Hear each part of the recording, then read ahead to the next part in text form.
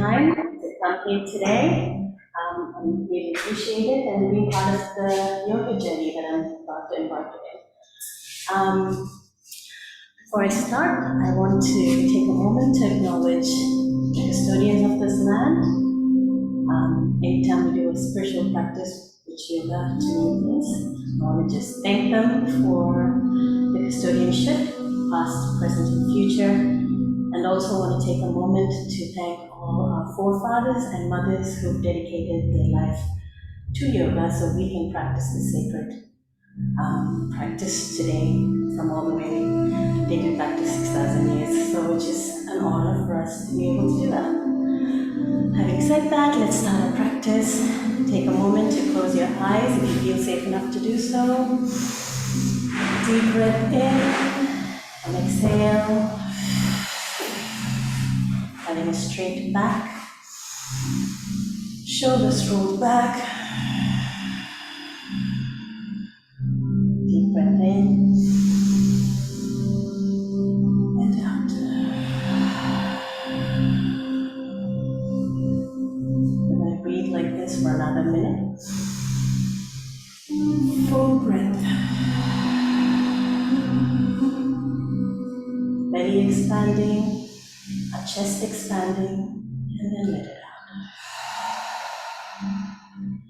Shoulders rolled back.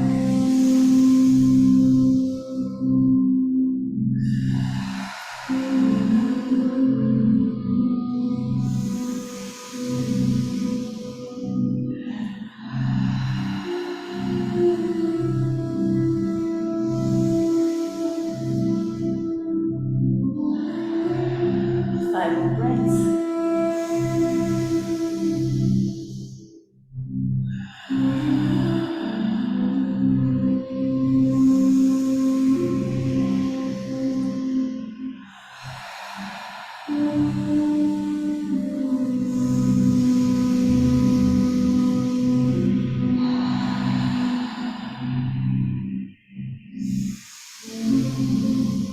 Last one.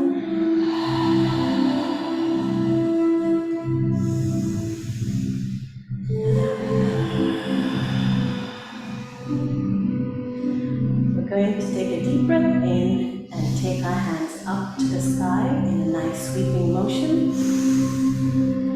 And on the exhale, bring your right palm to your left knee and your left palm placed on your back. Taking a deep breath in, elongating your spine, and on the exhale, twist. Inhale, prepare, and exhale, twist. Inhale, and exhale. Inhale, hands up to the sky, and exhale to the other side. Right arm on the back of the mat, and on your right knee. Inhale, elongate. Exhale, twist. Inhale, elongate. Shoulders away from your ears, and exhale, twist. Last one. Inhale, and exhale. Inhale, hands up to the sky in a sweeping motion. And bring your right hand to the mat, and the left hand arching over, stretching the left side of your torso. If you want a deeper stretch, bring your elbow down to the mat. Making sure your hand's not collapsing, but held straight. Feel the stretch for 2 more breaths.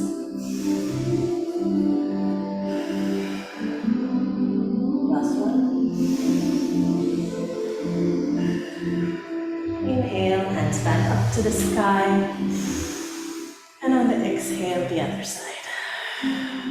Stretching, inhale, and go deeper into the stretch. Lowering the elbows to the ground. You want to do the stretch. Last breath. Inhale, hands up to the sky. And exhale, bring your hands to the front of the mat. We're going to unravel our legs and come into tabletop. Knees hip width apart.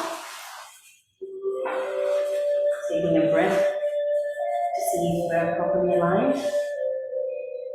Our wrists right in front, not right in front, but in the same alignment as your knees. We're going to do the cat-cow combination. Inhale, gaze up to the sky, tailbone pointing up.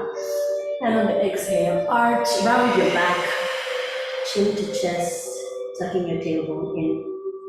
Inhale, tailbone and gaze up to the sky, arching your back. And exhale, round your back. You're going to do 3 more of this in your own pace. And exhale. In and out. Last one. And exhale. Coming back to neutral spine. We're going to warm up our wrists by going clockwise, slowly rotating your wrist. Focus in the wrist. Doing it 3 more times on one side. 2. Now the other way around. 1,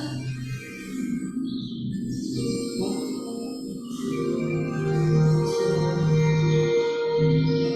3, 4, and 5. Coming back to the tabletop. We're going to slide our hands to the front, keeping our hips where they are, and bringing your chest to meet your mat. Forehead to the mat as well. Straighten out your arms, elbows off the mat. Stay here for 2 breaths.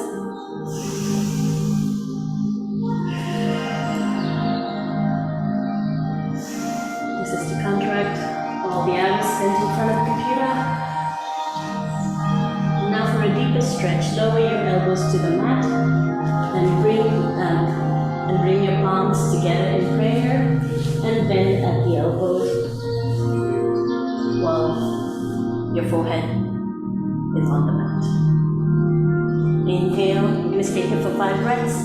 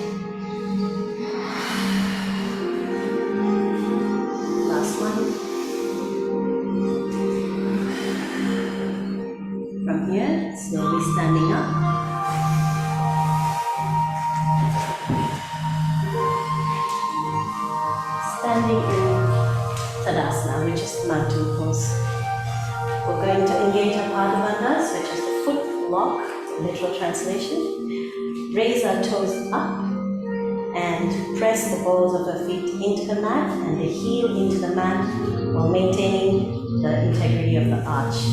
Lower your toes down and you can feel you're rooted to the ground. Inhale, roll your shoulders back, arms to the side, palms facing front, neck nice and tall. And do 3 breaths to just call all of your energy into your body and your awareness into your body.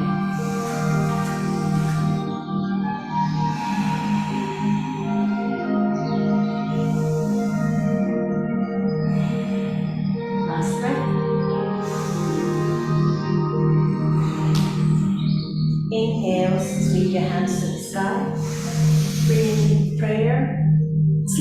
them in the back.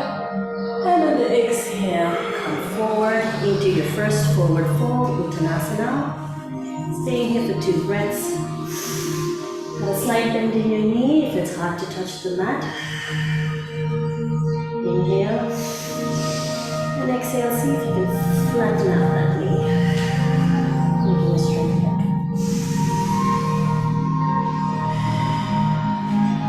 Inhale, bring your right leg to the back of your mat.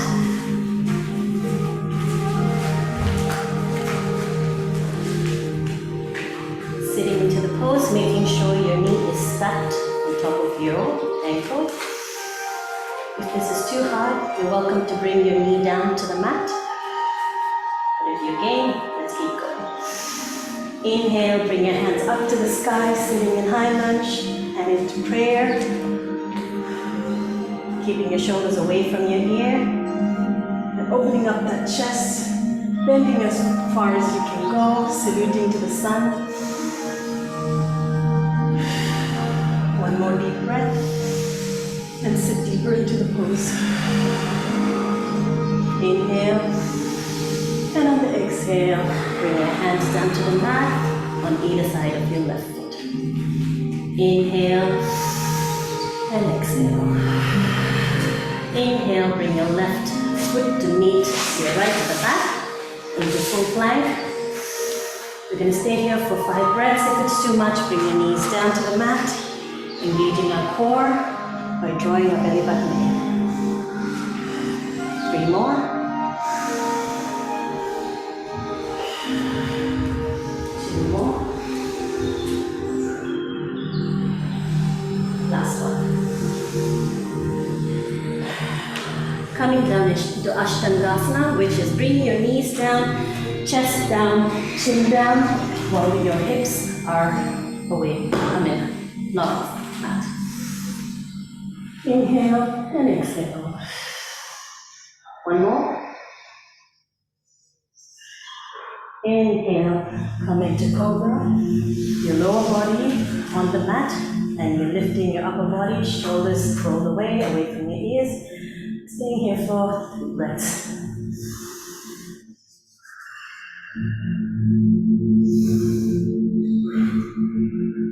Last one. Inhale. And on the exhale, tuck your toes in the back and come into our first downward dog. Svanasana. We're going to stay here for 5 breaths. Walk your dog, pat your feet, feel the stretch.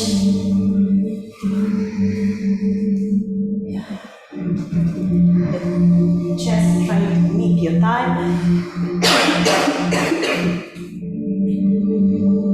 Push your hips all the way up to the sky. Last breath. Inhale. And on the exhale, bring your right leg to the front of the mat. Sitting into the pose, making sure your knees are not going past your ankle. Sitting in there for 1 more breath. Inhale, hands up to the sky. Hands, palms together in prayer. Inhale.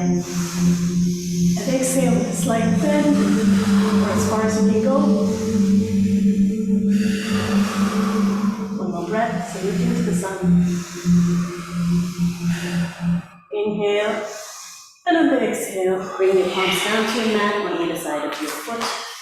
Inhale, and on the exhale, bring your left foot to meet your right into Uttanasana, forward fold. Exhale. Inhale, hands up to the sky. And exhale. We're going to stay here for 3 breaths, closing our eyes, just to see how your body feels. Does it feel any different from when you started? How has the asanas helped you? Where has it helped you?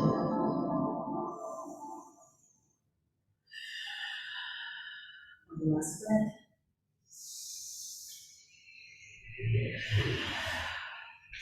Taking our hands above. Inhale. And on the exhale, we're coming down into chair pose. Make sure our knees are stacked above our ankle. Tucking your tailbone in. Hands nice and straight. Away from your ears, your shoulders away from your ears. Stay here for 3 more breaths. Go lower if you can. Last one. Inhale. And on the exhale, forward fold. Inhale, halfway lift. Hands on your shins or on your mat. Back straight. And exhale, forward fold. Step back into plank, full plank, or hop back. And stay here for 3 breaths.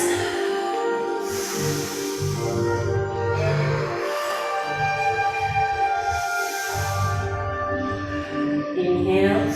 And on the exhale, chaturanga, which is lowering your whole body down to the mat. But if that's too hard, lower your knees first.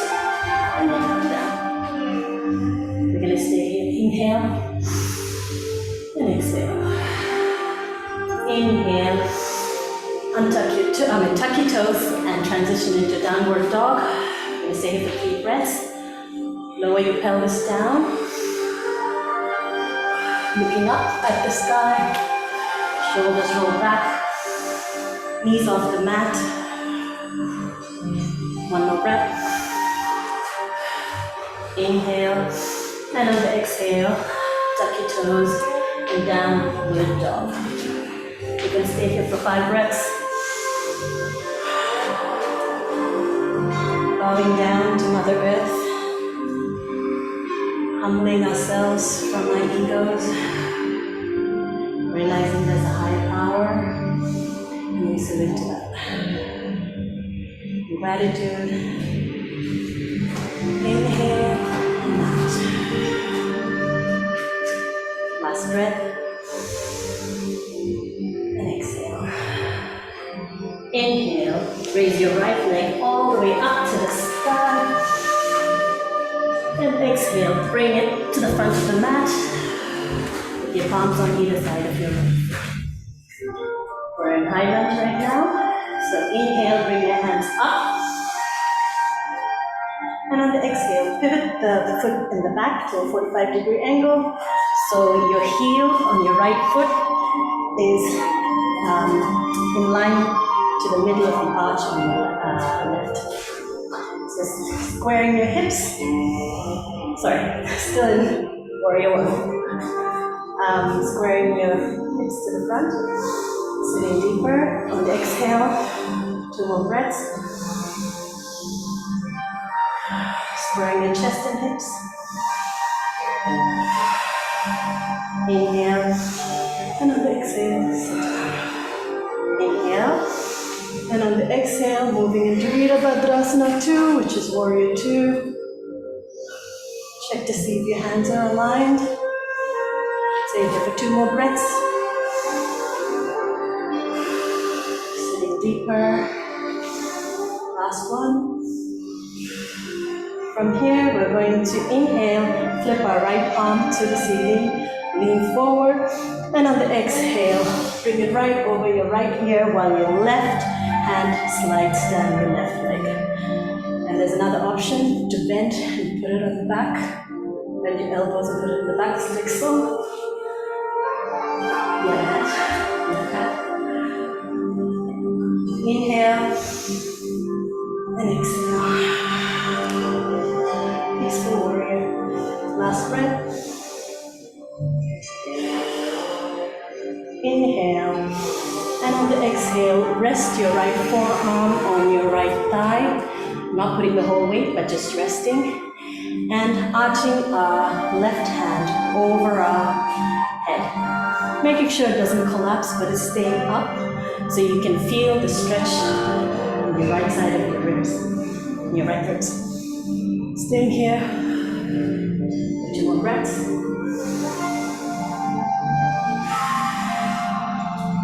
Last one. We're going to stretch this further by lowering our right hand down inside of our right foot. and straightening our left hand up to the sky and your gaze up to the sky. Grab the block if it's too hard.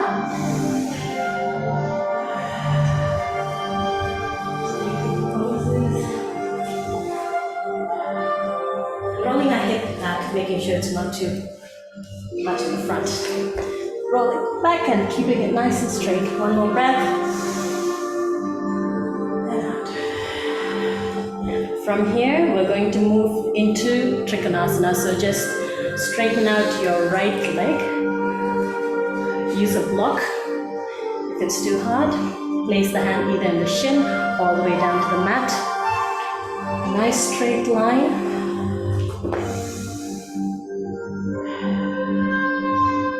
Trikonasana, which means triangle pose. We're creating sacred geometry with your body. Inhale, come back to Warrior Two pose. Inhale, and on the exhale, bring your hands down on either side of your left. Inhale, and on the exhale, bring your right foot really back, full plank. Inhale, and on the exhale, chaturanga. Inhale, upward dog. Exhale, downward dog. Raise your left foot all the way up to the sky. And on the exhale, bring it forward. Plunging it between two hearts. Inhale and exhale. Inhale, hands up to the sky. Pivot your back foot to 45-degree angle. Square your chest, square your hips, facing the front. Inhale and exhale, sit deeper. Making sure your knee doesn't pass your ankle. And exhale. Hands nice and straight. Shoulders away from your ears. Last breath. Inhale. And on the exhale, Warrior Pose 2. Virabhadrasana 2. Make sure your knees are not folding in or out, but are stacked right above the ankle. Inhale and exhale. Inhale and exhale. Inhale, flip your left palm, seating, leaning forward, and exhale, bring your right back into Peaceful Warrior, making sure your left arm doesn't collapse, but it's nice and straight, and you can feel the stretch on the left side of your torso, your ribs. Inhale and exhale. Let's stay here for 3 more breaths. This was designed by the Indian armies. We saw yoga was very helpful for the mind, for discipline, strength, and balance. Inhale and exhale. Last one. Inhale and exhale. Rest your left forearm. Side angle pose on your left thigh. Bring your right hand over your head. Inhale and exhale, sit deeper. Keep straightening, slow rounding of the back, straight arms. Inhale and exhale. Last one. Inhale, and on the exhale, bring your left fingertips to the mat. And you have to drishti, your gaze up to the sky. Grab a block. Make sure your hips not folding forward. It's nice and straight. Trying to look up at the sky too. 2 more breaths.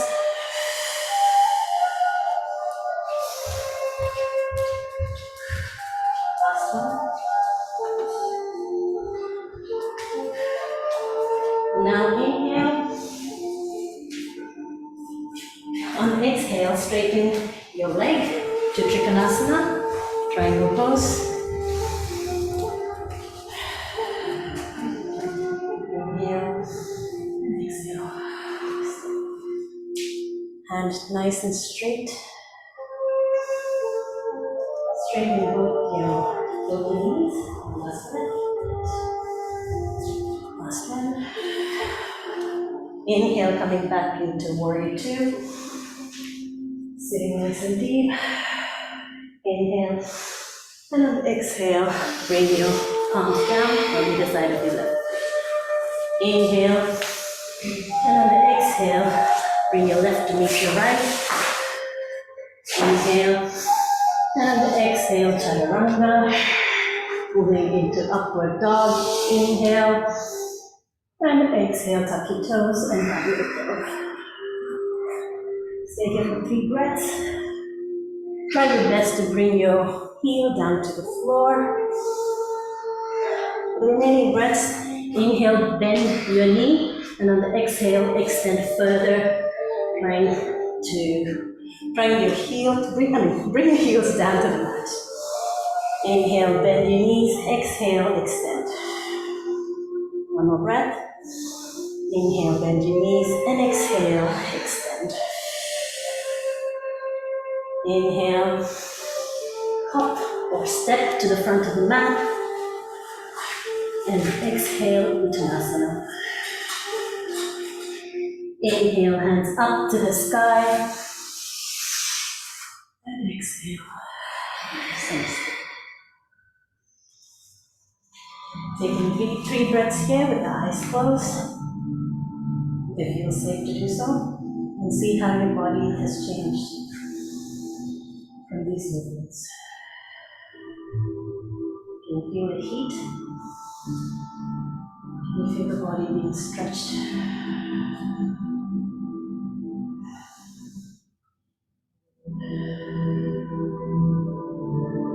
We're going to now move into some balancing poses.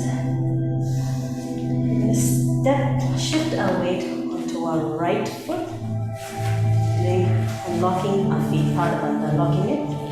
Raise your toes up, balls of the feet down, heel down, arch maintained, and with your toes, so there's a lot more solid foundation. We're going into tree pose, so you have 3 options: ankle, shin, or all the way up, but never the knees. Inhale, grab your left ankle with your left foot, palm, and place it above.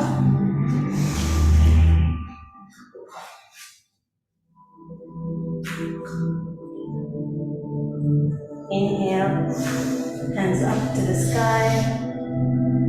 The Sapana Mudra, which is interlacing your fingers but leaving your forefinger at the top. The Yogic Mudra. This mudra is amazing for purifying your energy. And stay here for 4 more breaths. See if you can find a gazing point in front of the room so you can be a bit more stable. Inhale, exhale, release all the energy we don't need. Any blockages, and out. Last one. Stay in the same position. Inhale, release your left foot, but keep it in front of you, like that. Yeah, perfect. And on the exhale, we're going into warrior 3. For those of you finding it hard, use your block. Rest your palms, and just raise your leg. Staying here for 2 more breaths. Last one. And exhale, come back to neutral, hands above. Inhale for 1 breath. And exhale, releasing. Shake out your right leg.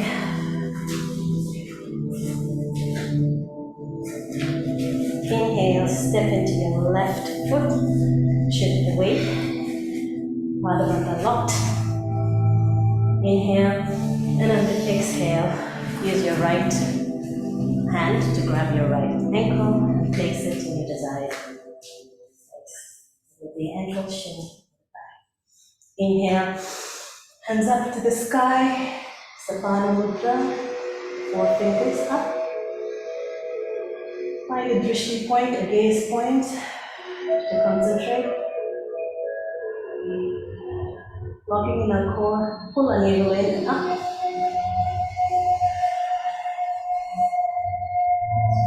Two more breaths. Last one. And exhale, bring our right knee to the front. Inhale and exhale. Slowly hinge at your hips, the lower back. Push deep to the front of the room. Use a block should you need it. Inhale and exhale. Humble warrior.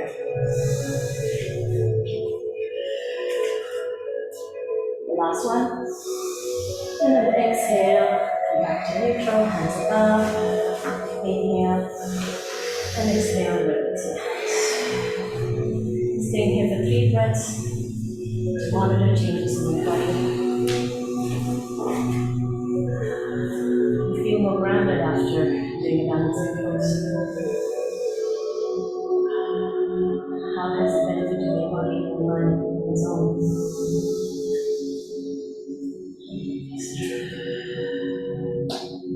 Inhale, hands up to the sky. Exhale, forward fold in one flowing motion. Inhale, halfway lift. Exhale, forward fold. Inhale, bring your right foot to the back of the mat. You need to stay here like this, or if that's too hard, please release your right knee to the mat. Otherwise, let's keep moving on. Inhale, plant your right arm to the mat, and on the exhale, extend your left hand all the way up to the sky. And so is your drishti. Your shoulders are stacked nicely above each other. Fingertip, one fingertip to the other, all in a straight line. Inhale and exhale. Inhale. You can stay here, or if you want to challenge yourself a bit more, release your right knee to the mat. And reaching with your left hand, grab your right ankle, making sure your knees are not splayed out.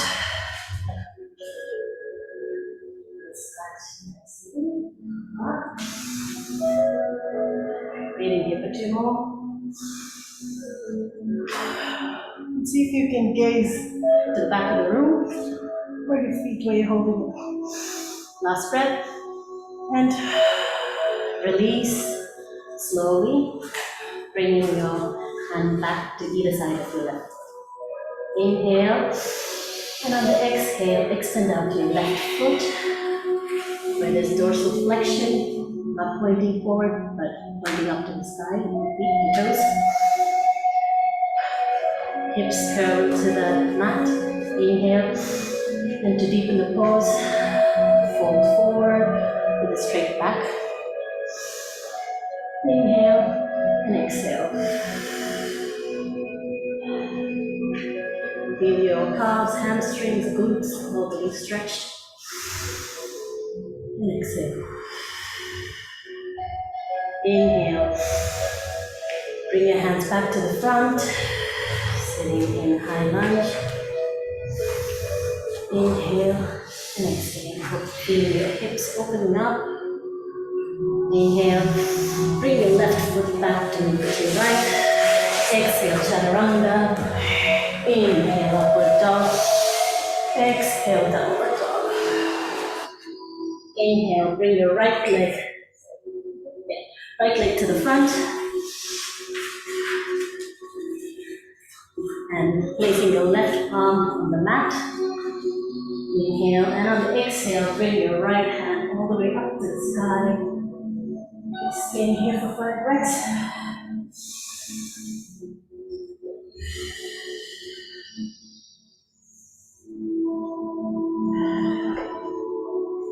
If you want a bit more of a challenge, you can release your left knee onto the mat.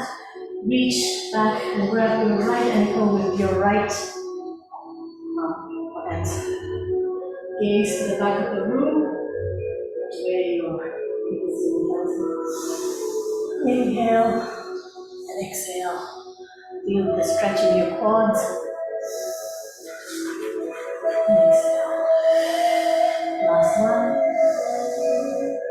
Open up your chest, rolling that red shoulders. Yep.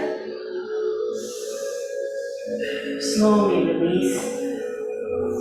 Bring your hand back to the front on either side of your right foot. Inhale, and on the exhale, extend your right foot, making sure your hips are parallel to the mat. Inhale, straight back, and on the exhale, forward. Inhale, exhale, forward. With your toes pointed to the ceiling. Last with breath. Make it count and go in. Inhale, bring your hands back on either side of your right foot. Exhale. Inhale, bring your right foot to meet your left in plank. Exhale, chaturanga. Inhale, upward dog. Exhale, downward dog. Hop or step to the front. And exhale, forward. Inhale, halfway lift. Exhale, forward. Inhale, hands up to the sky in a nice sweeping motion. And exhale. Samastiti. 3 breaths here, the eyes closed. Monitor the effects it's had on the body.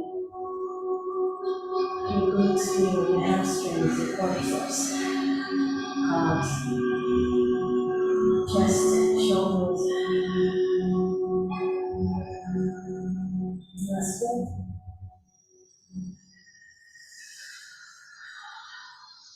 Inhale, hands up to the sky. Exhale, forward fold.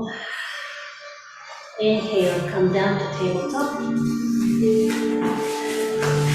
Exhale, cross your legs and coming down into seated position, Sukhasana.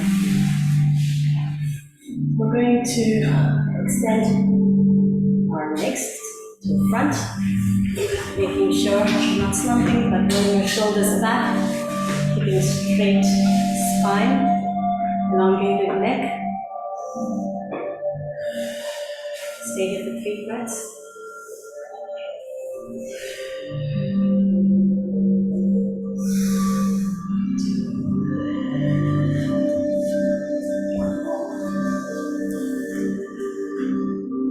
We're going to slowly hinge at the hips and come forward, walking our hands towards our toes. Making sure we're not rounding our back, but keeping it straight. Chest trying to meet our thighs. If that's not possible, you're welcome to raise your knees up. Bring your head down. Inhale and exhale. Inhale, and on the exhale, see if you can flatten your feet. See if the back of your knees can touch the mat. But honor where you are. If you've got a strap, you're welcome to use it, wrap it around your feet and hold that to bring forward. Otherwise, you can use your forefinger and your thumb and hold on to your big toe. Inhale. Exhale, fold. Fold, fold, fold. Inhale. And exhale. Last breath.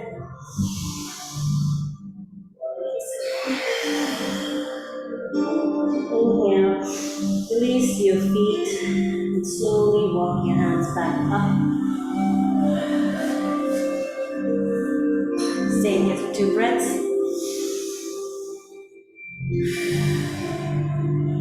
From here, we're going to bend our feet, holding on to them, kind of like hugging them, and then see if you can hover your feet off your mat. If you can come into balance, find your balance. We're going to transition into the whole pose. Inhale, and on the exhale, keep your feet parallel to the mat and your hands parallel to the mat. Inhale and exhale. If you're shaking like I am, that means you need to straighten your core.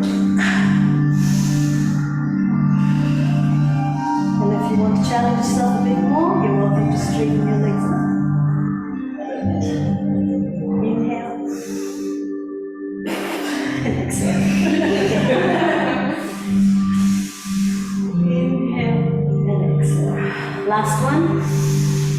And exhale, slowly come down to your mat. You're taking a couple of breaths.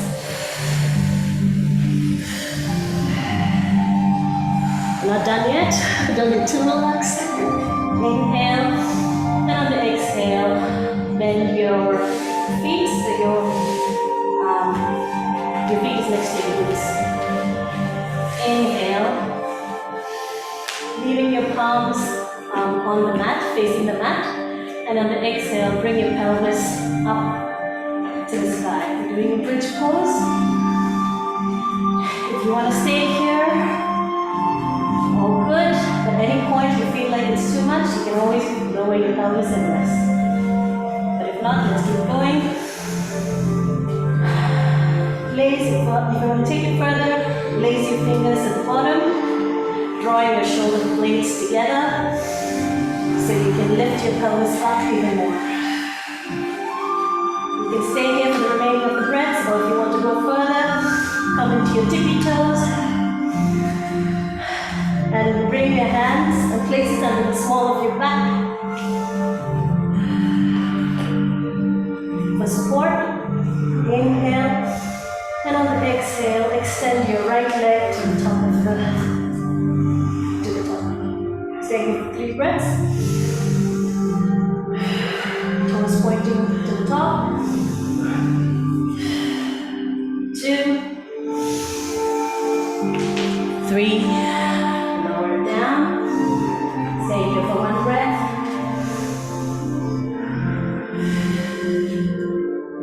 Inhale.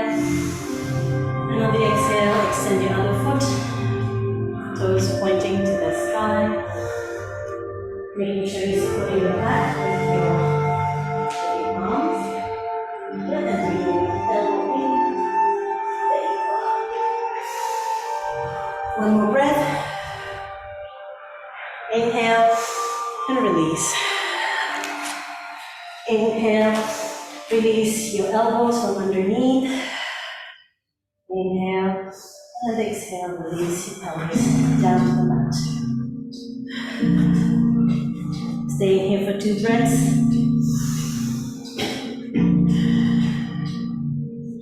Because we constricted our throat, we're going to expand it now. Come onto your elbows. Not slumping in, but keeping it nice and strong. Inhale, and on the exhale, drop your head back, exposing your throat for some fresh blood to get pumped into a thyroid or communication center. Draw some awareness into how we speak our truth.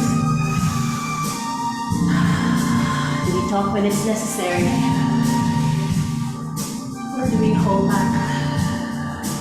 Inhale, and on the exhale, slowly come up, hugging your knees. We're going to do something fun. This is one of my favorites. Inhale, and we're going to massage our spine by rolling back. We're going to do 5 of this, and on the 5th one, we're going to plant our feet down and we're going to stand up, using our momentum to help us. Inhale, and on the exhale, roll back. 2.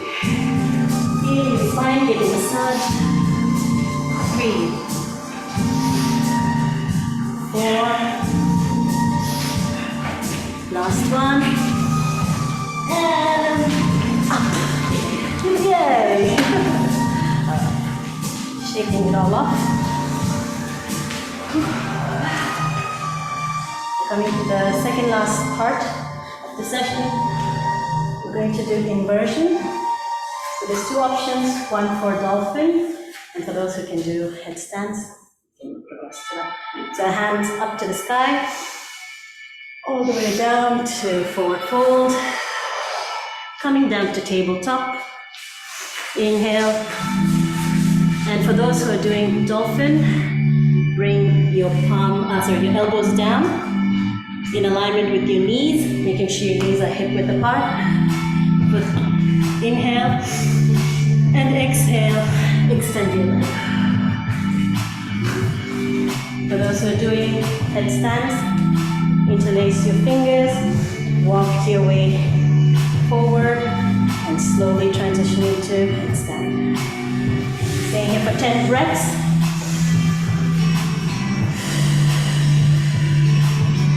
2,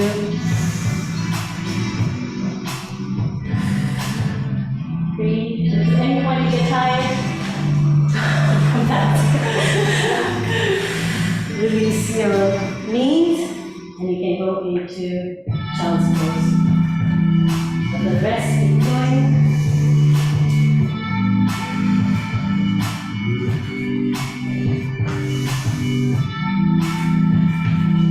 6 more.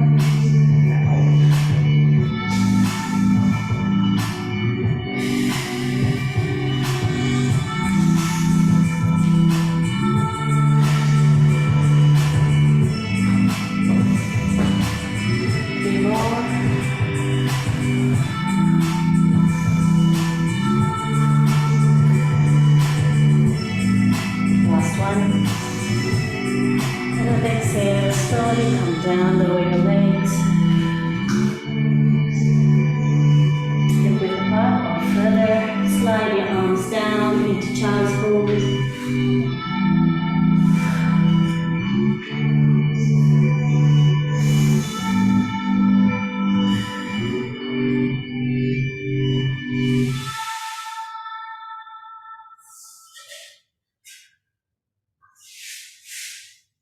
Inhale.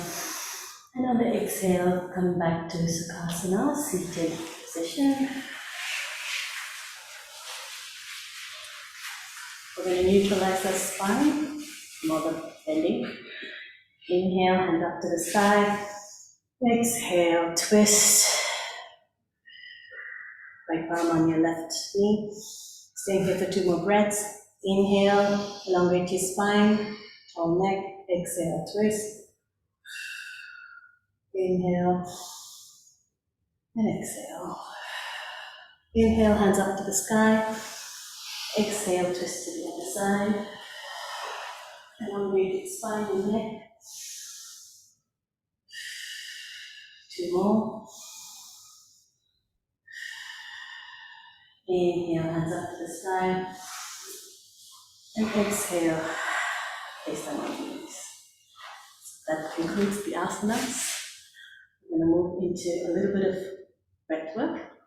So when I say so, you inhale, and hum, you exhale. And I'd like for us to hold the pranayama mudra. So both your ring finger and your pinky down, and your middle finger and your forefinger pointing up, and hugging the last 2 fingers with that thumb. Yep, got it. Straight. And place it on your knees. You can either bend, but if you want a bit more strength, keep your elbows straight. Inhale and exhale. Inhale and exhale.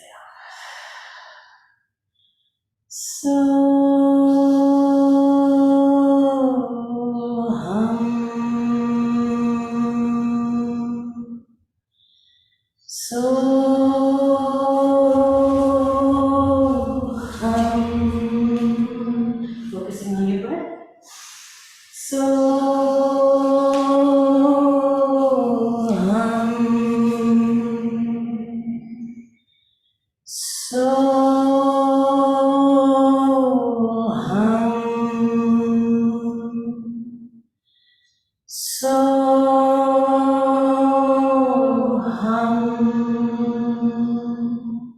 Just breathing.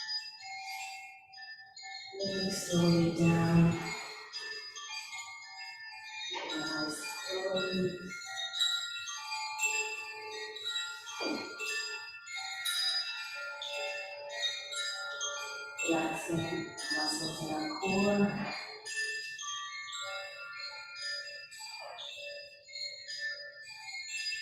Getting down to our pelvis area. Relaxing the muscles there.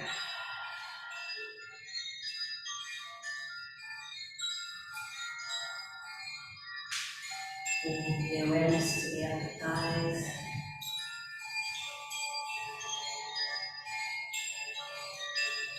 Looking down to our knees. Breathing deeply.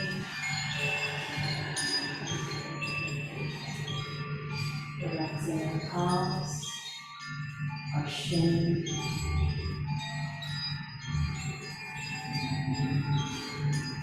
Relaxing our ankles,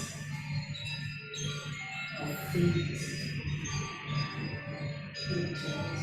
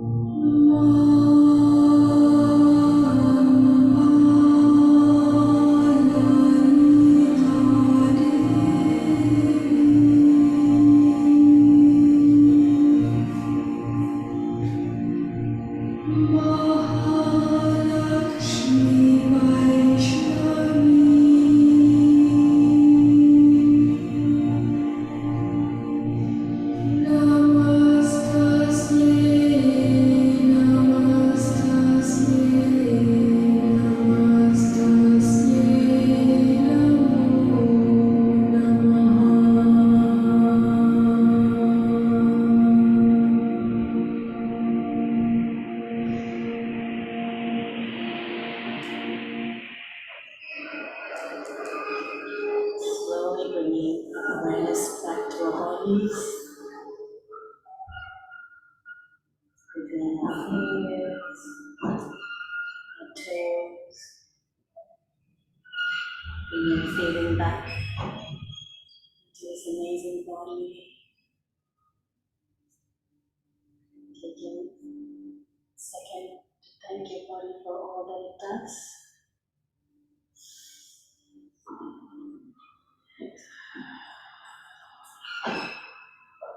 When you're ready, slowly turn to the left side of your body, using your palm. Slowly get up.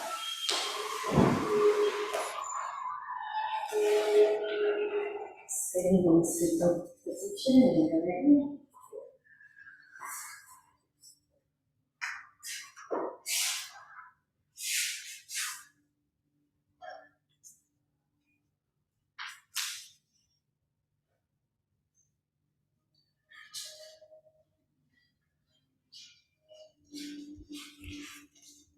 Let's take a second to go around the room, ask how you're feeling. You can do that with one word that explains it. Great. Okay. Lisa, how are you feeling with one word? Flowing. Nice. Miranda? Rested. Michael? Relaxed. Fizz? Chill.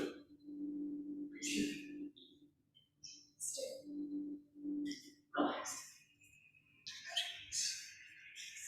Two words. Sorry? Sleepy. Fair enough. Time. Come. Thank you, everybody, for letting me guide you for past the hour. Let's raise our prayer mentally to our third eye. May we think pure thoughts. May we speak kindly to our lips and to our hearts. May we love deeply and with compassion. Namaste or Vanakkam.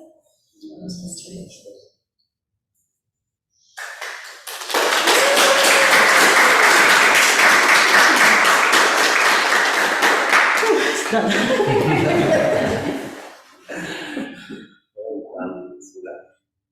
Isn't that amazing, guys? Teacher in the making. Baby steps. It's amazing. How do you feel? Relax. Relieved. Delete.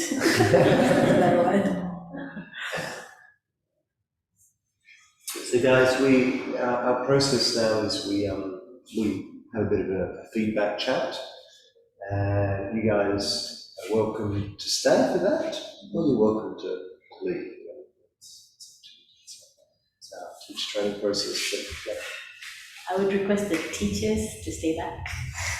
teachers have to stay. Oh, the other teachers. Well, yeah. You can go. That's your request, not Yes, mine.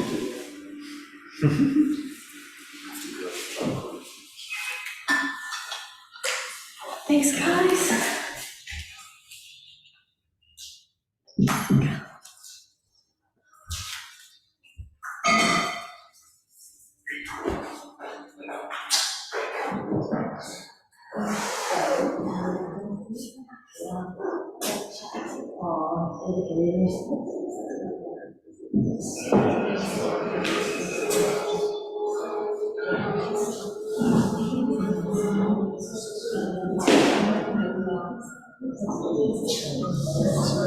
I can see it.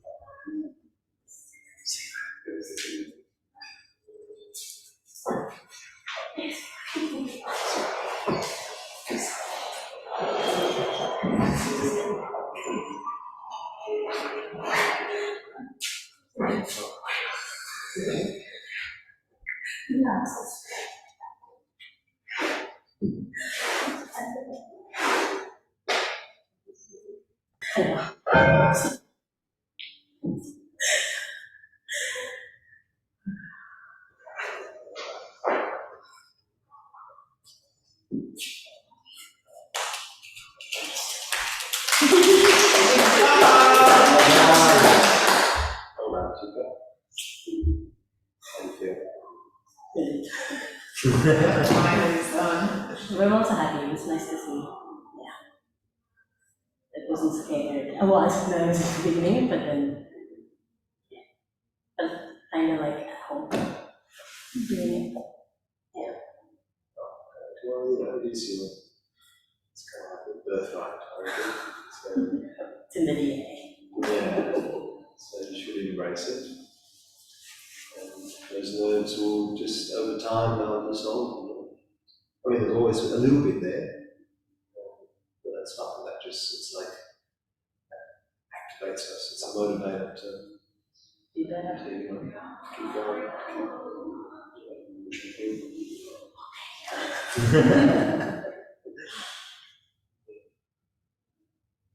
Any other feedback for yourself? I can get better with describing the asanas. Of course, I've made improvements from the first time I started, but I think I would like to be a bit more particular when it comes to describing how to do certain things. Yeah. But I think that comes with practice and experiencing. I took something out because it was just going to go on and on, so I took something out, but yeah, so I went over by 4 minutes. Yeah, I was checking the time. It was relatively close to the hour. 4 minutes.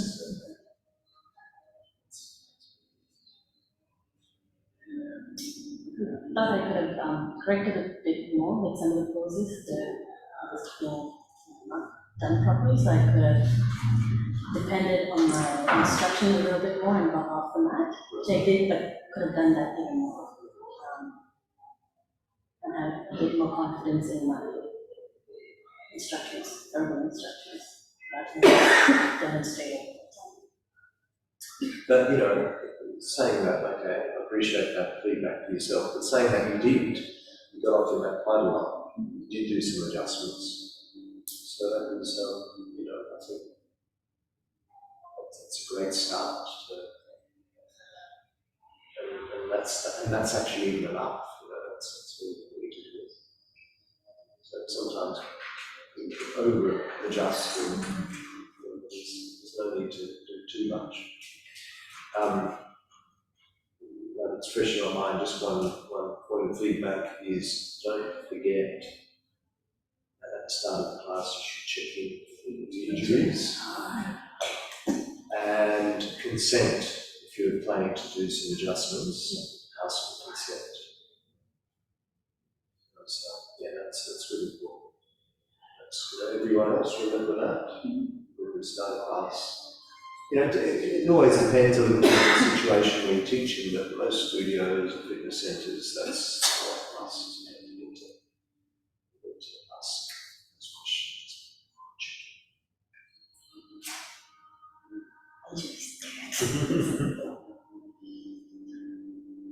What about everyone else? How did you guys, feedback have you guys got, Jill? I think you did an amazing job.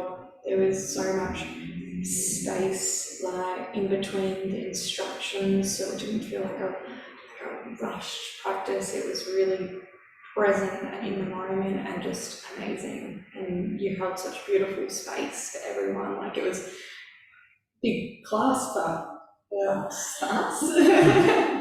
And yeah, you held it well. And yeah, perfect. Oh, I love it. Perfect. It was perfect for like Seva for this practice, right? You can see the difference between when you first started Even when I refused outright to get up the front. yeah. So it's very easy to refuse to get up the front, isn't it? But you sat up here and it was natural.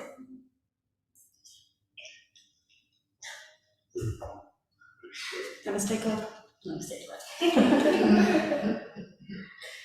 No, I think it was actually one of those classes where even like the beginning, people, and also people that does yoga more often, was the right, combination it was for everybody, because you give choice to go more deeper in basically, I think, almost all the sequences and poses. So even people like at the beginning or just for the first time want to do yoga and doesn't know what's going on, I think they were feeling pretty good. In the same time, for people with more experience, and that's yoga for more lives. I think it was the right combination. You give, I think, in my opinion, enough explanation and examples to how to do the poses, which is I think it's really good. No more, I think now a lot of teachers does that. Whereas I feel like saying it's just everything was fluid, and I feel like for everybody, beginner and more advanced. That's really good feedback, actually. Yeah. And I agree that gave some good variation, some good Variation, even the poses, steps. the one with the legs. You say if you want to go deeper, you can grab your legs. Position. So I think it's the best. Nobody could feel or felt lost in the middle of the pose and the sequences. I think it's really good.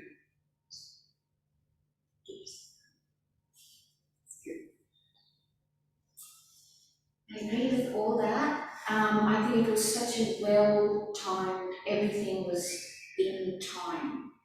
And I love spaces in between where you're just holding and there's a space to just be in it.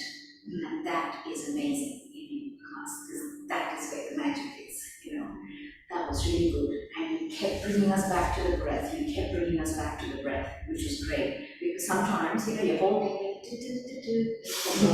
back, So that was really good. In terms of, instructions and shoulder, all that comes in time, what to say sometimes, but you did pretty well in explaining the pose, in giving variations. You did pretty well with that. And you were very present the whole class, I felt. You made us feel safe, you made me feel safe, but at the same time there was a command as well, holding that class, which was amazing. It was really amazing to watch. You had command of the class, and I really enjoyed the ending blanche of us. Thank you for that. Yeah, thank you for that. And I also think that I believe that the adjustment is more about, okay, I'll come next to you, but at the same time it's more like, if you need my help. And I think the adjustment, the meaning of the adjustment is this: feel free to raise your hands up, so keep this. And I felt this. Then good, I raise my hands and say, A feeling of trust, like she knows what's up, or she's got me, or she's there. you know what you are doing. I agree that it's beautiful feedback that you're holding us in the space, and you're committed. Your mind's nowhere else but with And us. it's actually a really big class, like this, even this room, it's so easy here to get lost. Yeah. Because when it's full, this room is full, and I mean, if I was there, I would probably like, Yeah. And you you're present, you we're were with with you. me there, you were Yeah. there all the time. You can cancel that. Because I thought in my head, I'm like, I didn't invite people, but I was like looking around, like, oh, this is okay. You had the chance to laugh too, so Yeah, in both worlds. yeah. It's so good, it's so good. I really enjoyed it. Good to Yes, Cassandra, I know you're there too. Did you want to say anything? Okay. Yeah, we've got someone online. I didn't even realize Cassandra was there. Oh my gosh. Sudha, that was amazing. That was beautiful. It translated really well from, online as well. Yeah, I agree with the ladies around the spaces, and really nice feedback there as well. And I love that you invited us to continue to sort of, I think it was a few times, we just check into our body after the poses, and that felt just really nice, that invitation. And I loved this opening throat. I've never done that before. That was just wonderful, and it did just seem, it was really thoughtful, the way that you put it together for the progression of the care for the body and the mind. And it just, like the ladies sort of said, that it's just, it just felt really safe and really well. It just felt really thoughtful.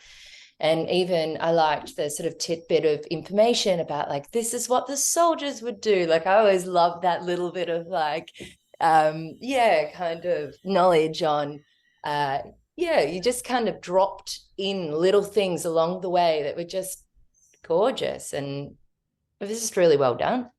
Oh, thank you, guys. You did really, really well. I learned from the best. I've taken bits and pieces from the teachers I'm surrounded by, and then just put it in the blender and make it. Thank you, Cass. Thanks for your feedback. Yeah, beautiful. Thank you, Cass. I totally agree. There was so much.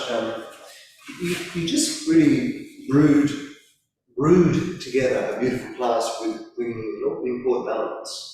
You got some information, some fun facts, like you said, the Indian Army stuff. There was spiritual references. There was spirituality was there, which is really important in my eye, and that was great. You brought in mudras. It was great that you really explain what that is and what that means and why we do it. So you brought that in. You brought mudras. You brought pranayama was there.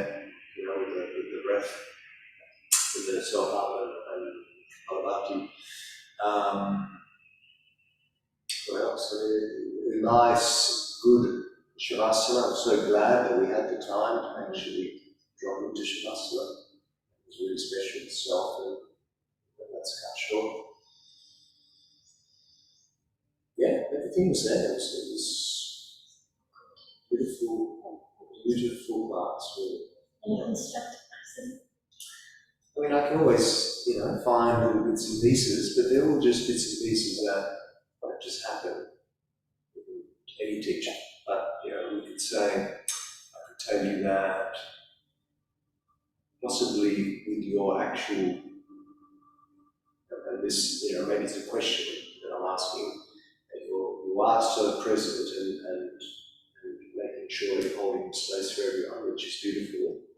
Sometimes the bodily parts you're getting wrong in describing them. There's a lot of raising your feet or exact things. I think both raise your feet to parallel, meaning legs, or flatten the legs, lengthen the legs, meaning when you said feet.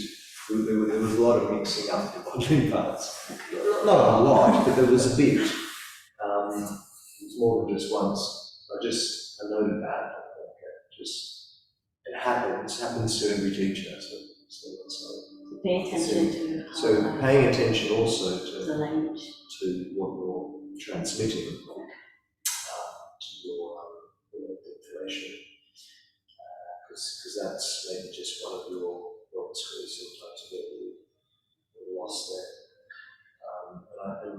And that's my question. Do you think it is because you're so focused on the space? I don't have an excuse, to be honest. I think, I just need to improve that. Maybe, I think I possibly just do focus on one pose and really understand how to instruct, like slow it right down to that one pose and I completely understand it. So, maybe for that. That homework.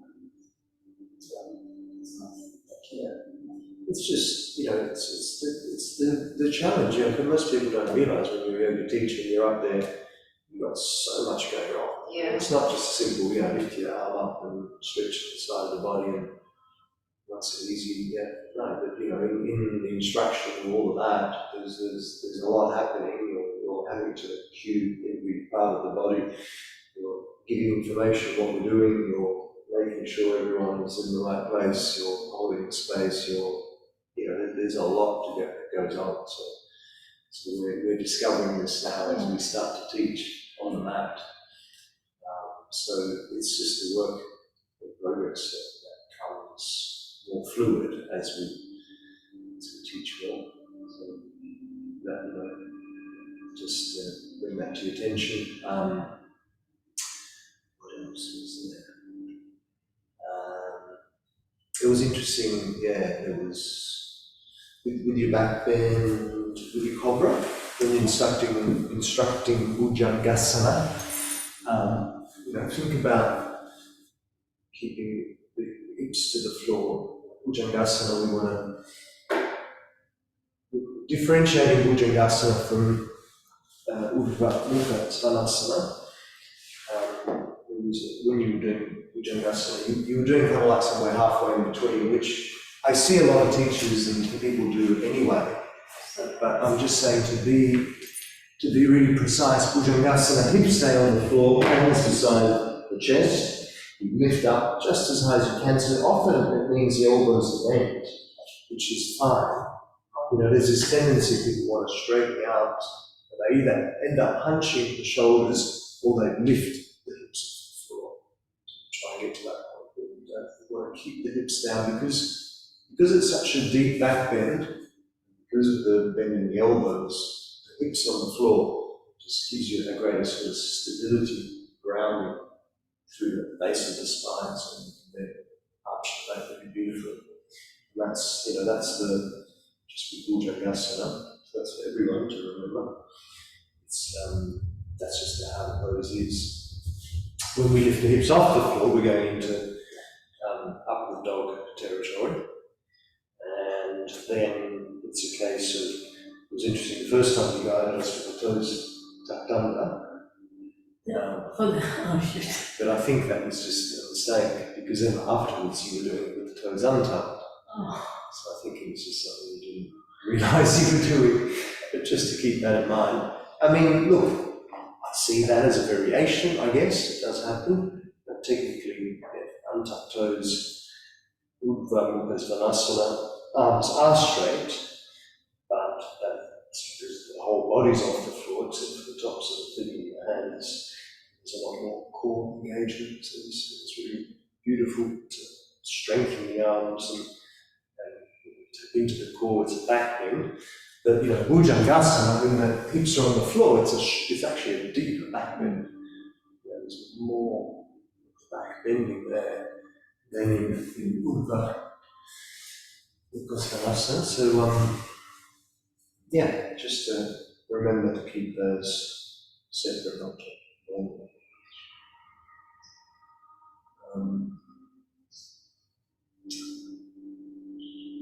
Anything else? I really liked how you brought even some information about the chakras when you took us into your When did we yoga teacher here? Because I used to have a thyroid problem, and to give you the construction and then expanding to help with the thyroid. Wonderful. Yeah.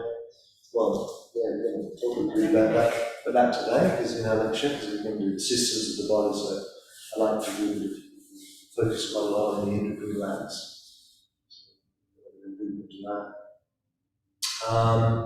Careful with when you're guiding fish pose. The way I learned to do it, which I find works really well, is to come into it without, so rather than starting like that, I mean, you can, I'm not saying it's wrong, and people do teach it that way. You start by placing the elbows down like you guided us, so you're lifting the chest. In a way, it's good because it brings people into the right position with the body, the neck and the head, and then you encourage the head to go back. But what I've found through my years of practicing is that there is a certain amount of tension involved in the neck when you're coming from the top and heading back, yeah? And so sometimes it takes a while to move through that tension and if you've got any issues with the neck, and I do sometimes, sometimes it feels like a bit kind of crunchy. So my suggestion is you start lying on the back, and you keep the neck and shoulders relaxed, you press into the elbows, you lift up the chest, and so the head just travels behind, so you haven't engaged the neck muscles at all. The head is just hanging the whole time.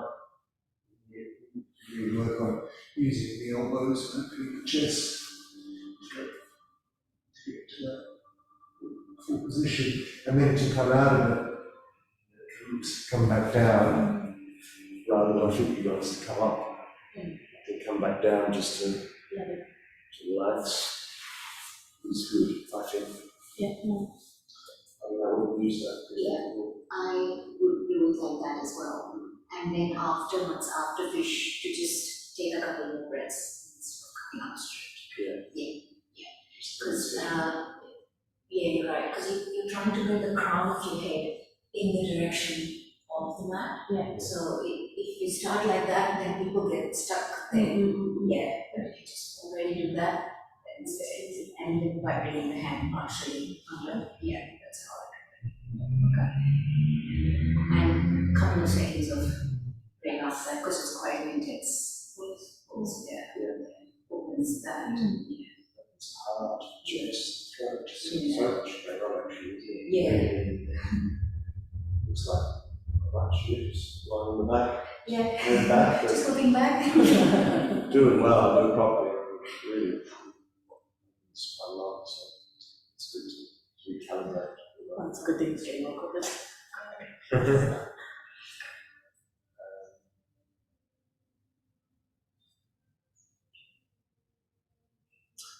You were consistent with not mirroring, so that was good.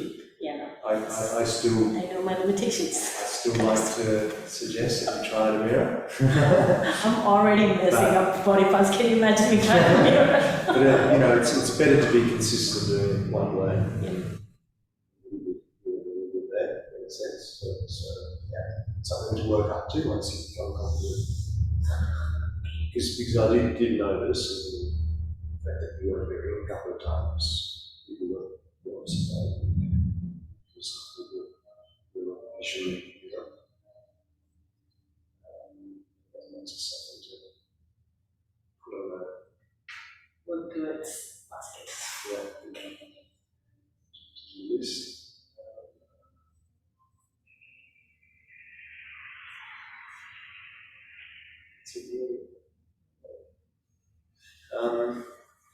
I mean, this pose here, we were in the Padasvakonasana, then you walk the hand down and do this. I mean, that is, I guess, I don't know, is it an asana that we can even find in This one. Oh, is it this? Well, that's, yeah, that is traditional Padasvakonasana, right? It's like that. When you said to keep it straight. With the hand inside and the arm straight, it's kind of. For the Trikonasana. Is it like prep for? Yeah. No, as in this and then bring it up.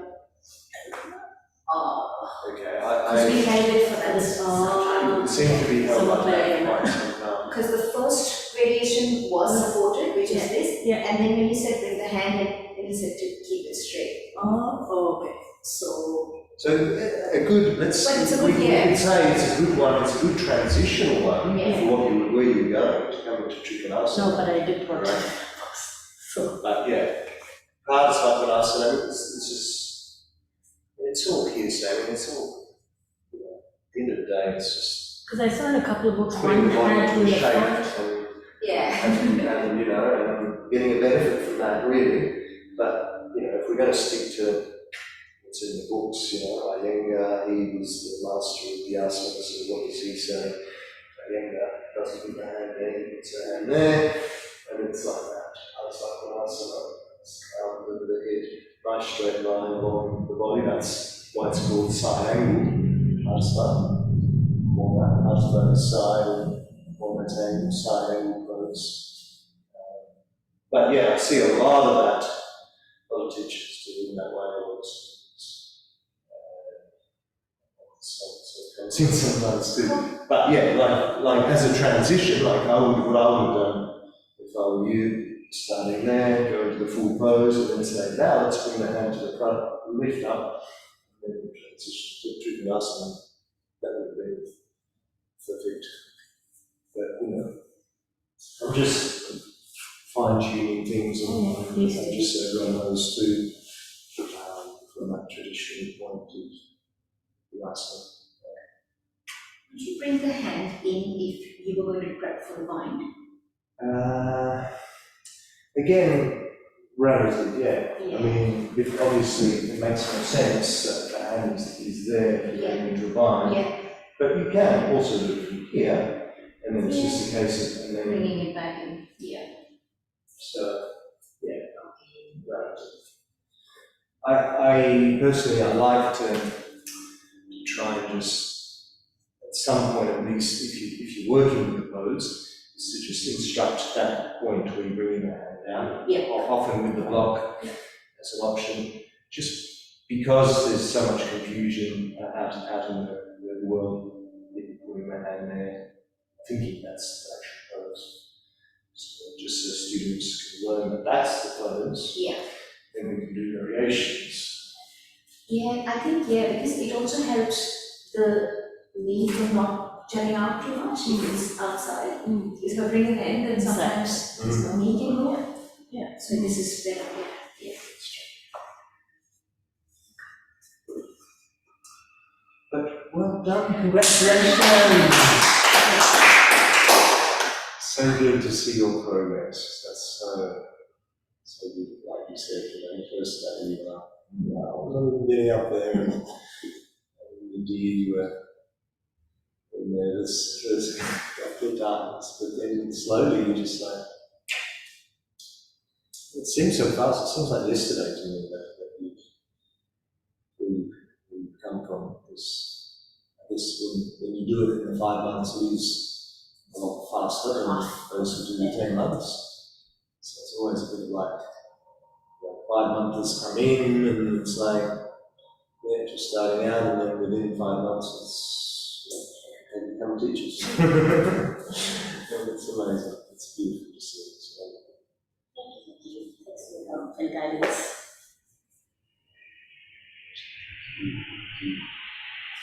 And my suggestion is, it's always, we come and do this course for various reasons. People do it just because they want to learn a bit more about yoga, they want to do it for their own personal development, they want to become teachers. But my suggestion is always just to realise that it's really just the starting point. And if you are drawn to this practice, this lifestyle, keep going with it, keep working, keep studying, keep expanding, keep diving. There's so much to unfold. It's never ending. It's me 15 years teaching, 16 years now. Still never ends the learning. Still learning all the time. Yeah, no, Keep it up. it will go. Definitely fleshed out.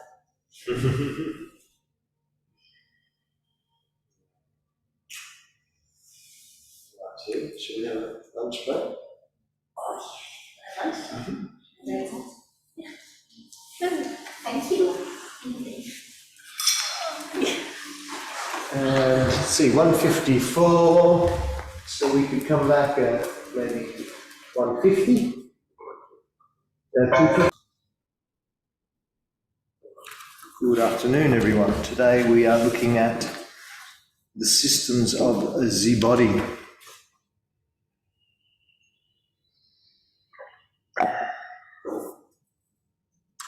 Actually, that first chart there is Good one. It shows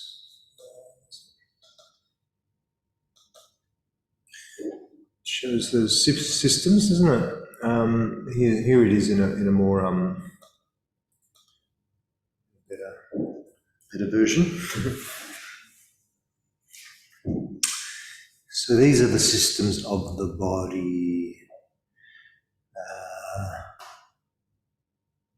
Try to remember what they all are. I mean, some of them are obvious. I can't remember what the integumentary system is. Integumentary. Sure. Google search. Yeah, it looks like it could be the dermal. It's just showing the skin, so I wonder if it's just like the Skin, integumentary. Yeah, I think you're right. I think that's it. Integumentary.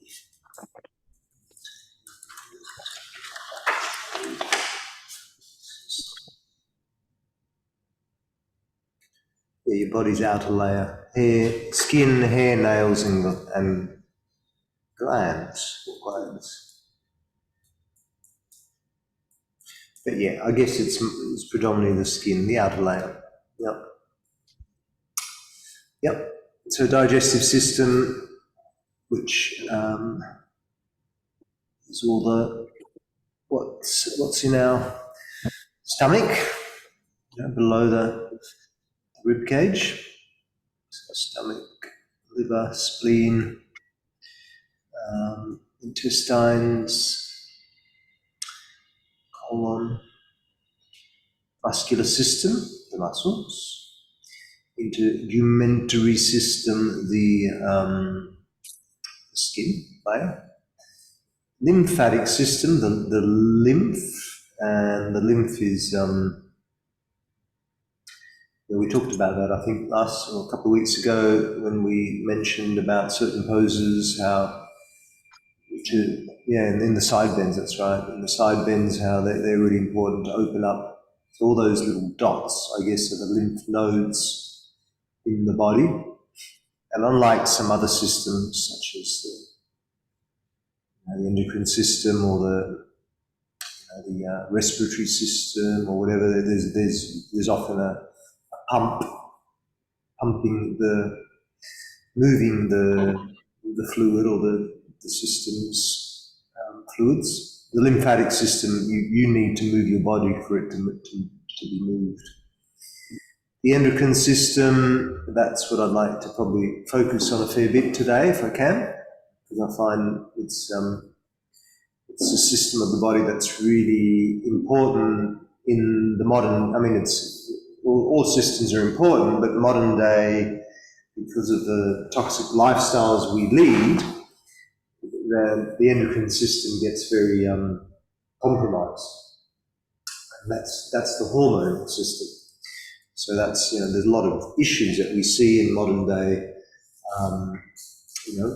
just issues in people's lives, that there's, hormonal imbalances. And so, yeah, and that's a combination of all the toxic things that we do in our lifestyle. So not just, being toxic and drinking alcohol or taking drugs or breathing in fumes or eating toxic foods, but even the stress that we have through just watching toxic things on TV, or the news is toxic. If you listen to enough news, it causes toxicity in your mind, and so all the toxicity puts the hormones out of whack, and that's one of our biggest sort of modern day curses. So that's one of the beauties of yoga, is that it actually helps to rebalance the endocrine system. And then there's the nervous system, of course, very important. The nervous system is what relays the messages from the brain to and from the brain to the rest of the body. And it's, in a sense, it's the electrical part of the body. It's the wiring where the energy moves through. So it's often said that this is the what do you call it,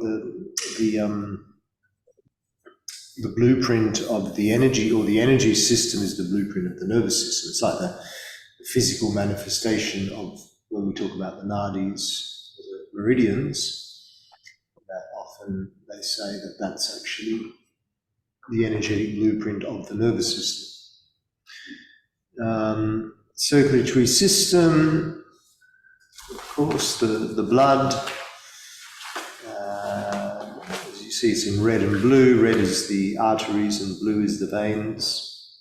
So what's pumped from the heart initially through the arteries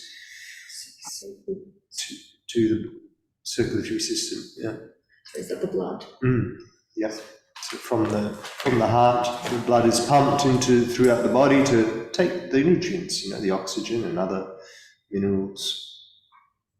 And then what comes back to the heart is the waste, which is why it's blue. And that's through the veins. Urinary system, respiratory system, obvious, female reproductive system, male reproductive system, and skeletal system. So there you go. Those are the systems of the body.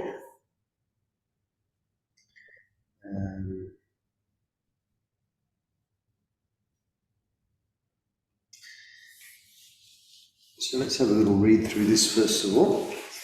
The skeletal system. Have you got your, Cass, have you got your manual? You're following? Yeah? Yeah. Right. The skeletal system is used to its maximum each day. By moving all of the joints in the body on a regular basis, they remain as open and flexible as possible. Disorders in the body, such as osteoporosis, scoliosis, spinal pain, and arthritis, are all improved in measurable degrees through the practice of yoga. And, I guess what this is telling us from the word go is that our asana practice, well, not just the asana practice, the whole practice itself, because also you could include the pranayama, using the breath, but the full gamut of yoga practice helps to keep all the systems of the body healthy. Because we often, when people first come to yoga, it's always about, the main thing they just think about is flexibility, really. That's kind of the number one thing. Oh yeah, I go to yoga to get some flexibility. But yeah, then you realise, well, it's a whole body workout. It's not just the muscles. It's all the systems of the body. It's the muscular system helps with that flexibility, but then all those other systems are also worked and vitalised and stabilised and balanced. So yeah, a wonderful practice. And it's interesting, isn't it? Because one could argue, but if you do a certain type of sport, or if you do other activity, which is physical activity, aren't you doing the same anyway? And to a certain degree, yes, but often most sports or most other physical activities, if you really kind of tune in, they're fairly regimented in the sense that, there's only certain areas of the body that are working within that framework of movement. Think about something like tennis. Tennis is so lopsided, you only just you are moving the body in various ways, but you're actually favouring one side more than the other. And you're not getting as much movement, not really. There's not many practices, except for maybe, say, gymnastics and some kind of dance, where you actually really push the body into all sorts of different shapes and positions, where you would say that it's more, inclusive of all the systems of the body. But then, obviously favouring yoga because I'm a yogi, but I also, do a little bit of a workout at the gym when I go to the gym, and I feel that's beneficial, maybe more than yoga is, to target certain muscles, to build strength in certain areas. But yet nothing really, I don't think, compares to yoga for the full body workout, for the full working all the systems of the body as effectively as possible. And also, with the combination of really mindful breathing and mindfulness, then it obviously takes us to a greater degree of wholesomeness, mentality than any other modality really can. I don't know, can anyone argue that statement? That's why we're all here, isn't it? At least initially, because we know that yoga is a practice that is super beneficial to all our systems. All systems go. So that was the skeletal system. The muscular system is toned and lengthened, which releases tension, making the muscles more efficient and keeping the body supple. Working with the muscle body is beneficial for everyone. Positive results have been seen in students ranging from age 5 to 85. Students who have conditions such as multiple sclerosis or fibromyalgia find their bodies respond well to a yoga practice.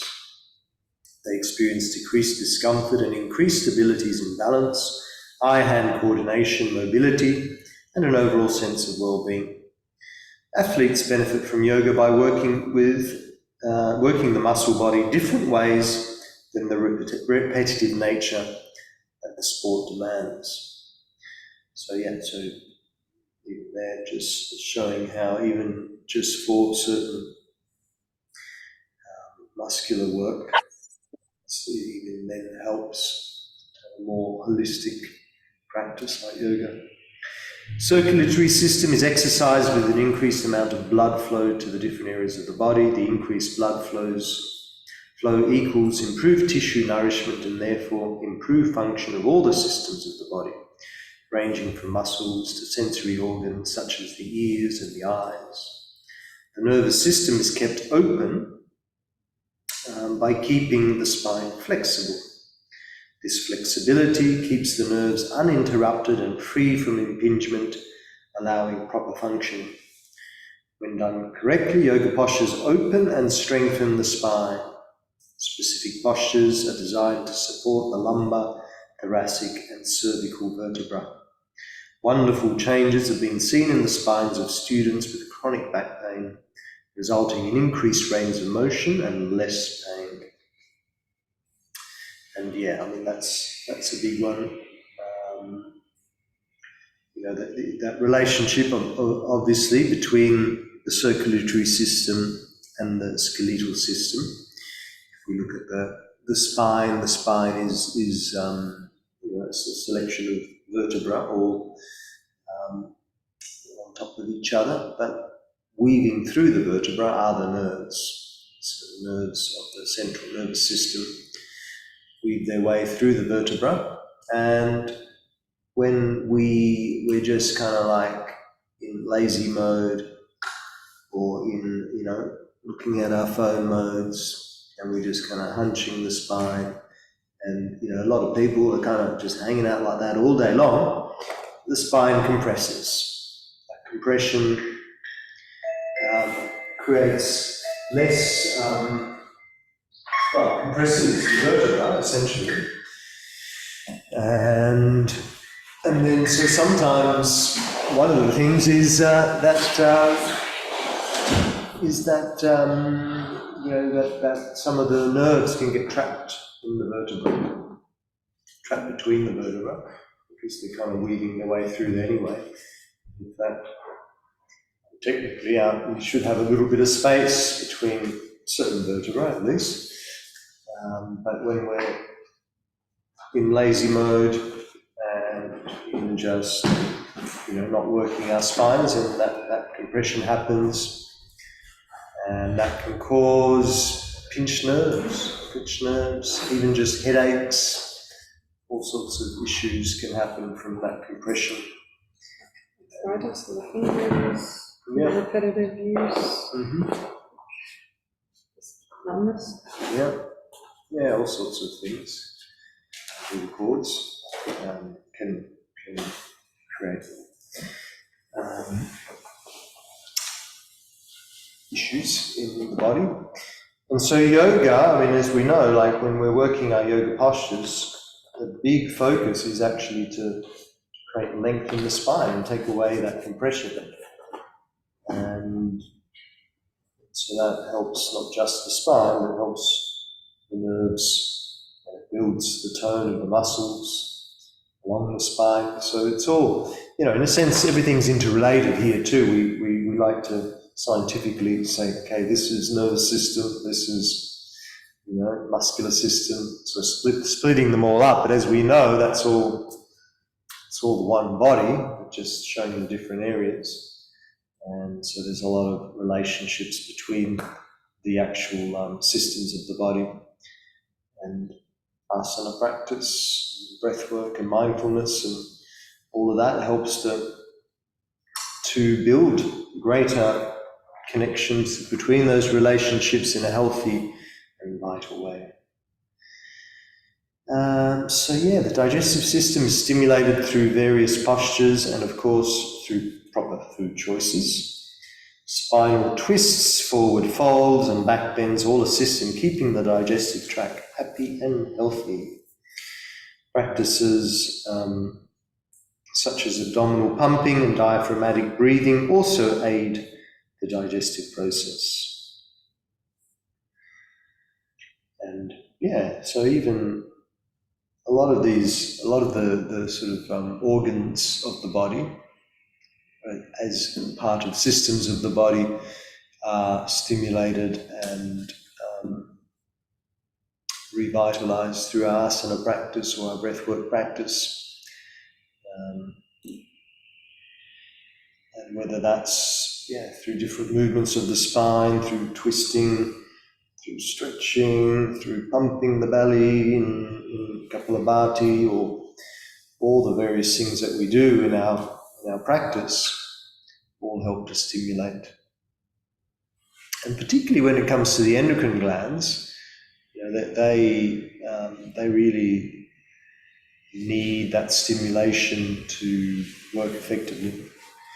And that stimulation, sometimes it's a compression, sometimes it's like a wringing out, a twist, sometimes it's, I'll go through all the different glands in a sec, but there's different ways in which we can stimulate them to revitalize them. All the glands, the organs, all the various kind of main components. Lymphatic system is important because it rids the body of the waste products. So waste can clog up the body and make it sluggish and ill. As part of the digestive tract, the colon is stimulated by the yogic practices that encourage both the process of digestion and elimination. The skin is the largest eliminative organ in the system. By sweating through held postures and fluid movement, the body eliminates many toxins. The respiratory system is greatly improved by increasing oxygen capacity in the lungs. Physical movements of yoga teach us how to combine movement and breath, which in turn helps to free up the diaphragm and strengthen the respiratory system as a whole. Proper use of the diaphragm calms the nervous system, increasing the feeling of overall well-being. Diaphragmatic breathing also aids proper digestion and elimination. So then the next main part of here, and within the manual, is kind of just all about the nervous system. So that becomes the focus here. We'll do that in a sec. Let's actually go into the endocrine system, because I like to spend a bit of time on that. And Did you give Gita 10 from your channel? Sorry? I did that. Oh, yeah, from my That's channel. That's the endocrine. Yeah, isn't it? exactly, yeah. So that's what I thought we could look at is that. I don't really need to see that. We could see that by and by, but in the Gita system there is the focus of working postures to focus on the endocrine system, and that's the whole Gita focus. Focus of Gita. So that's, you find all the info in that book here, which I've recommended many times. It's a good book to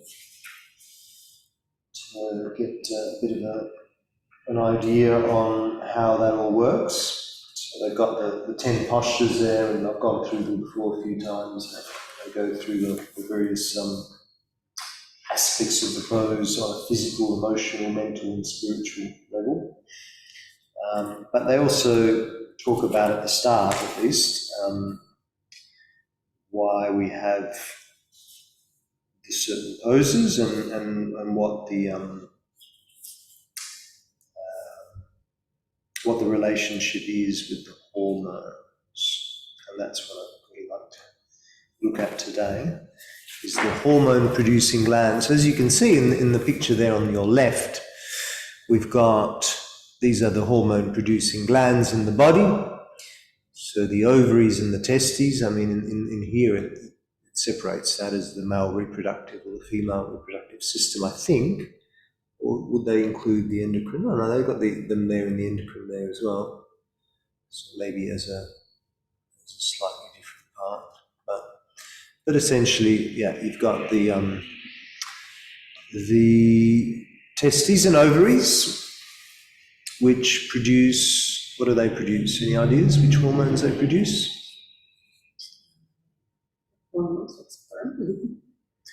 Yeah, in a sense, but more specifically, there's actually hormones that they produce, not just sperm or eggs. That's the obvious kind of result of it, but they actually produce hormones that move through the body to create certain effects in our body. Idea? The estrogen. Oh, yeah. Okay. And progesterone and testosterone.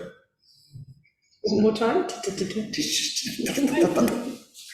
Estrogen, progesterone, and testosterone. So they're the hormones of our reproductive system. Mickey, do you mind if I take a photo of this diagram with No, my phone? go ahead, but I can send it to you guys anyway. I'm happy to send it to you as an attachment. So, Good guess. I just went to took a picture. oh, you did? Yeah, I just took a picture. Ah, so you inspired her.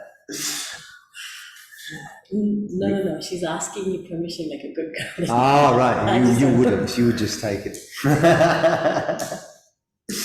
Thank you, Cass. Thanks for being a good student. I'll give you an extra gold star.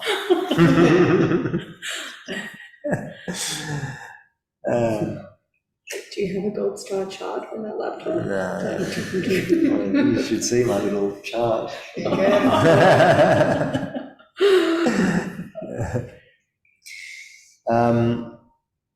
Actually, as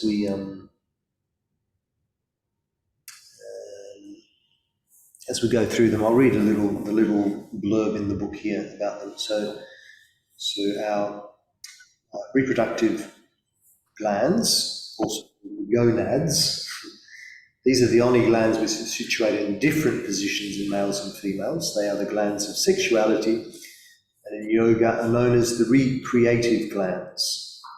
Depending on how our glands function, we are a product of our hormones. We are literally programmed by them almost from the moment of conception. It is hormones produced by the developing fetus which will determine whether we have male or female characteristics when we're born. It is hormones produced by our gonads which will determine our behaviour as children. Active, forceful, male or nurturing, accepting female, our sexuality and ability to reproduce. So I guess potentially even, depending on the level of progesterone versus testosterone and whatnot, can make the difference of what kind of sexual gender we're even, we relate to more or are drawn to more. So even though if you're born in a female body, let's say, but you have a high level of testosterone, then maybe there's that drive to be more gender fluid towards the other side of the coin, which obviously that's an interesting thing in this day and age because it seems to be more of a thing. And is it something that's just more recognised now? This is a question. Is it just that we're open to recognising it and it was always there, or is it the fact that maybe all the chemicals and toxicity in our world alters these hormones more, so there is more of it these days, maybe. Or people more so challenging the social expectations that come with gender as well. Like, is there another layer? So, taking away from physical, isn't it? Yeah, it's an interesting thing to ponder on. But... So those are those hormones anyway, and then as you can see, the pose that it's related to is the forward bend, Paschimottanasana. And so the relationship here is, coming back to this idea that the idea is we want to stimulate these glands through the asana. And the stimulation happens when you create some kind of pressure. Now, it depends where the gland is and what it does as to how that pressure happens. Technically, if you could just grab the gland, squeeze it, then you're doing the job, because these glands produce hormones, but they're also being fed blood. Blood is still moving through these glands, so oxygen as well. And so all of that, as part of all the various systems that move through the glands, help in the production of the hormones. So the glands still need to be fed nutrients, minerals, oxygen, to be able to produce the hormones effectively. And that's where some of the issues happen, is when there's a sense of stagnation in the glands, because they're not getting enough nutrients, they're not getting enough movement even. So when they're working optimally, then the hormones are produced optimally, and we're feeling healthy and vital because all those chemicals. So our hormones are the chemicals that create all the various functions in our body. I mean, there's such a vital thing that we often don't realise, but all our actions, all the things we do are kind of dictated by hormones. Hormones stimulate, appetite. They stimulate the appetite, so we want to eat, and they help to digest the food, and then they help to form it into energy, and then they help to metabolize things, and then they help to,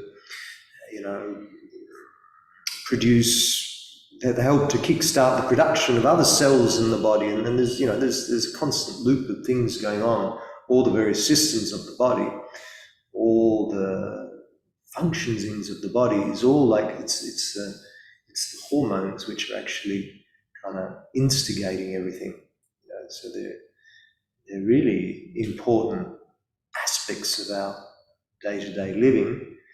And if we get stagnant by not moving the body, not maximizing our potential of breath and the right sort of food and all the things that we know make us function more effectively, it's one of the big parts of that functioning is to have the hormone glands functioning well so that they are producing all the right amount of hormones.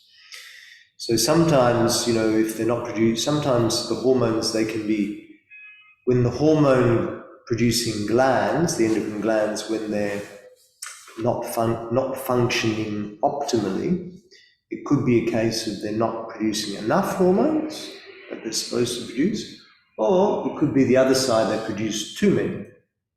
So too many is more on the side of kind of stress sort of levels. Talking stress hormones now, so that would be like the adrenal glands, for example. But even like a thyroid issue might be that they're producing too much thyroxine or whatnot. So the idea is that we want to create we want the hormone producing glands to create the optimal amount of hormones for our body, for our systems.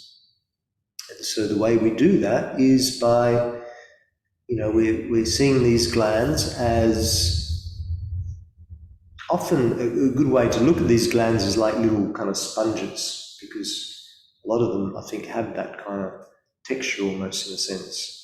And the idea is that you're squeezing them to be able to squeeze out any build-up of toxins. So toxins build up in the hormone-producing glands, just like anywhere else in the body, and stop them from functioning effectively. So you're wringing them out in a sense. It's like grabbing a wet sponge or a wet rag. You want to wring it out.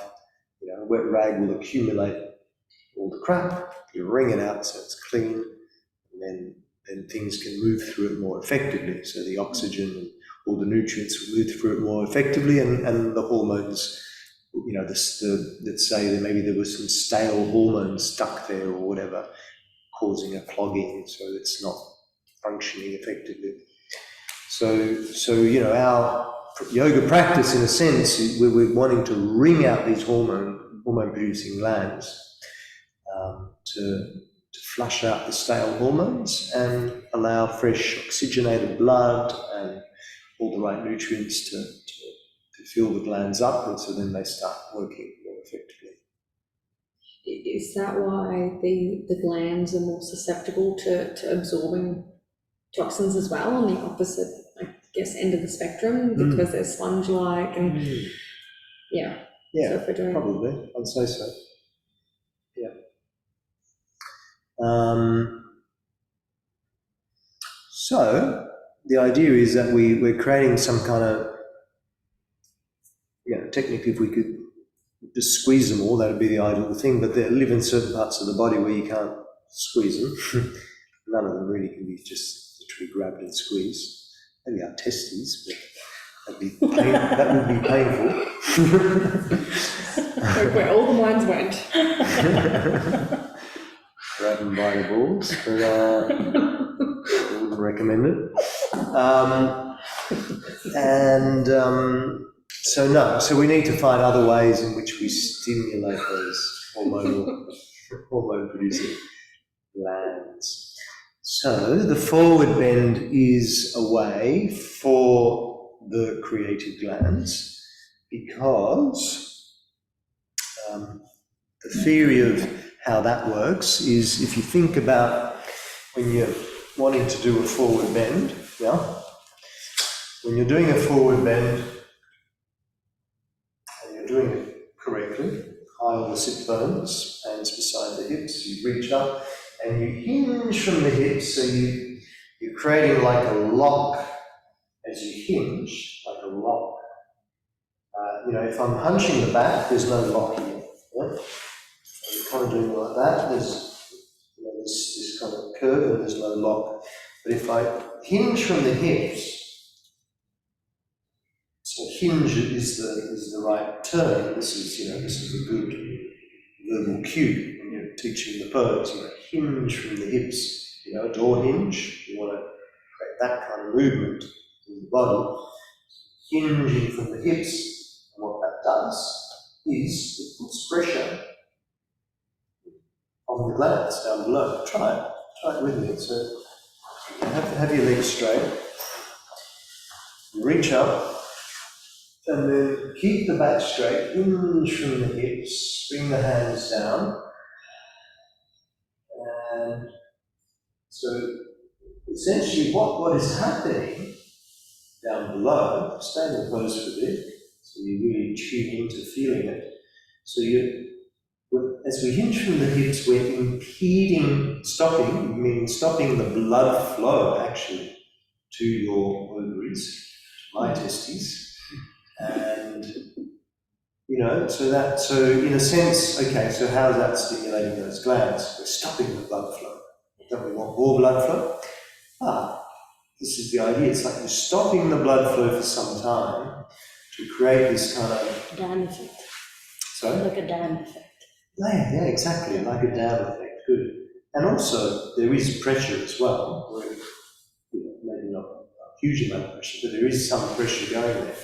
But like a dam effect, you're right. So then as you release, you lift back up, and ideally take a moment to pause after that pose, something like that. The fresh blood rushes back into your ovaries, into my testes. I can feel it because, you know, I've done this many times and I bring my awareness to it. I can really feel the blood rushing down there. And I think that's something that you can practice yourself and just tune into, whether you can sense that. And, you know, whether you actually do or not, it doesn't matter, because it is a real fine attunement to that sensation. But it's certainly something that happens. But what that does is it's like blood flushes back into to your ovaries, like testes, and kind of, it's like a rinse out, flush out. So, yeah, it's like magic. Magic.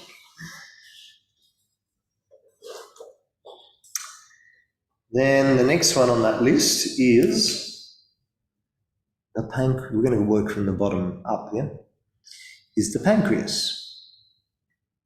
Anyone have any idea what the pancreas produces hormone-wise?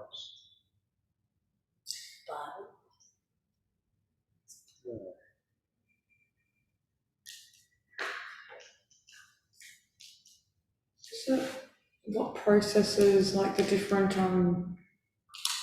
substances coming into your body? Because I know when you drink too much, you can get pancreatitis. So does that mean that like substances like that going through? Sorry, I know it's a little different to the question you asked, but just trying to make sense of that. It's close, yeah. I mean, essentially, the pancreas produces the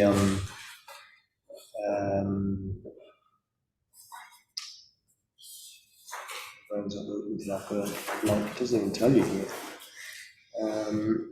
Pancreas produces the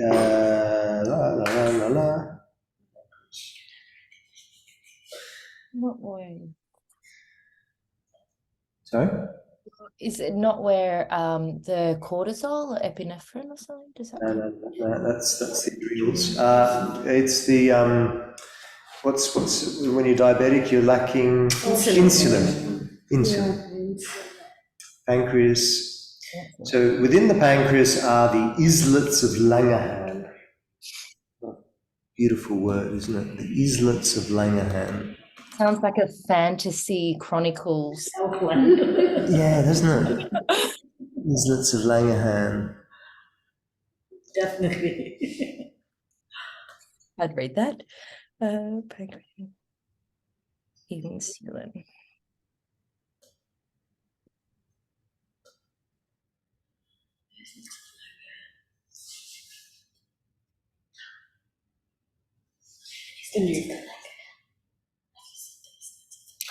See, there we go. There we have it. There's the pancreas. It's this weird thing, and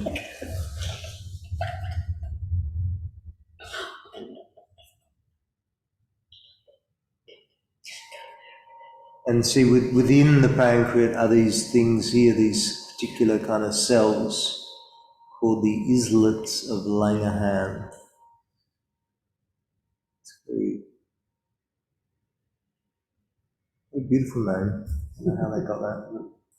Anyway, the islets of Langerhans, the hormones produced by islets of Langerhans in the pancreas, which will determine our general energy levels and our ability to self-nurture by balancing our blood sugar levels and creating a steady stream of balanced life energy. So blood sugar levels is what insulin is all about. So you know, do you know anyone who's diabetic? You know, when you're diabetic, then you're not producing enough insulin, so that you have to, you know, inject some insulin into you, and then your blood sugar levels are always, you know, too high or too low. If they're too low, you have to get some more sugar up, so you rely on, you have to drink some Coca-Cola or have some sugar tablets or something. When I was pregnant, with Yeah, right. yeah, I took insulin. You did, right. And you're okay now? You know. Oh, I think I'm okay.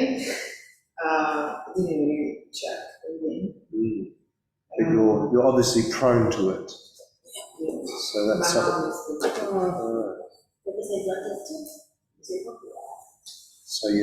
So you're prone to it. So this is a good one I for mean, you. I wasn't really light. I was in the bed, but I can able to Jackson. Common when you become pregnant? It is, yeah.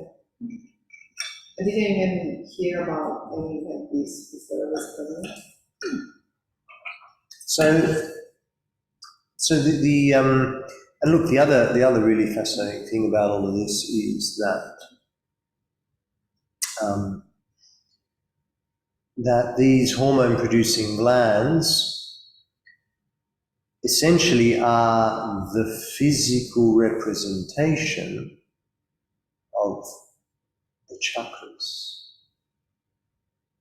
And when you start to, when you look at the energy of the chakras, you realize that they're kind of one and the same with the energy of the hormone producing gland. So, for example, the creative glands are, sorry? Creative ovaries and testes. Yeah, ovaries and testes, they relate to our Svadhisthana, our sacral chakra. Literally creating. Which is, yeah, literally all about creativity, isn't it? About flow, about, you know, and even things like the elements, water, waters, about that creativity, that sexuality, and all of that. The pancreas is about the islets of Langerhans, and insulin is about our general energy levels and ability to self-nurture. So meaning, self-nurture meaning to gain those energy levels self-sufficiently. So being able to have, you know, because basically our food that we digest, then the sugars from that food are sort of processed there, and that gives us, this is the good sugar, obviously, that we need to give us energy, so that we're self-sufficient on our energy. So when you don't have that self-sufficiency, if you're not producing that insulin yourself, then you have to rely on external sources. So you're relying on energy from something else, or another source, not from your own self-satisfied, self-nurtured energy, which is, you know, relates to your solar plexus. Solar plexus is about being strong in my own kind of willpower, in my self-worth. It's all about identity, you know. So you're strong with your identity, you're self-sufficient, self-reliant, all these things. People who have a weak solar plexus, we say, rely on other people to do things for them, rely on other people to give them a sense of validation. They vulture off others because they don't have that self-reliance, self-satisfaction, and strength. So it's pretty interesting when you notice this. So if you see on that other side, this other chart, the Gita YouTube, it shows on one side the glands and the pose that it corresponds to, and on the other side the energy of the chakra that it relates to, and the energy of that chakra. Is he doing Mahabandha? Is that what the solar plexus is? So yes, exactly. So the solar plexus, well, the pancreas is, it lives just here below the rib cage, across here. So there's not a whole lot inside there. So there's not a lot of asana. It's, probably your twists would get in there a little bit, and even forward bends and back bends would activate it a bit. Even just like all the asanas would stimulate it a little bit. And this is the thing. Obviously, it's not like just one asana for one part of the body. It's all lots of moving parts and all interrelated. But your Uddiyana Bandha is going to be the best pose you can do to stimulate your pancreas. Because in Uddiyana Bandha, you're emptying out the breath completely, so the lungs are empty, and then without breath, you're sucking the belly in, up and under the rib cage. So it's like a big kind of flush into the pancreas. So it's like, without breath, suck the belly in, lift it up, and in that action there, I'm squeezing underneath my rib cage, stimulating all my digestive organs, but also really targeting that pancreas. So it's like squeezing or getting right into the pancreas. With the breathing technique you just did, would you ever bring something like that into a normal vinyasa, or with the breath retention? Yeah, you can.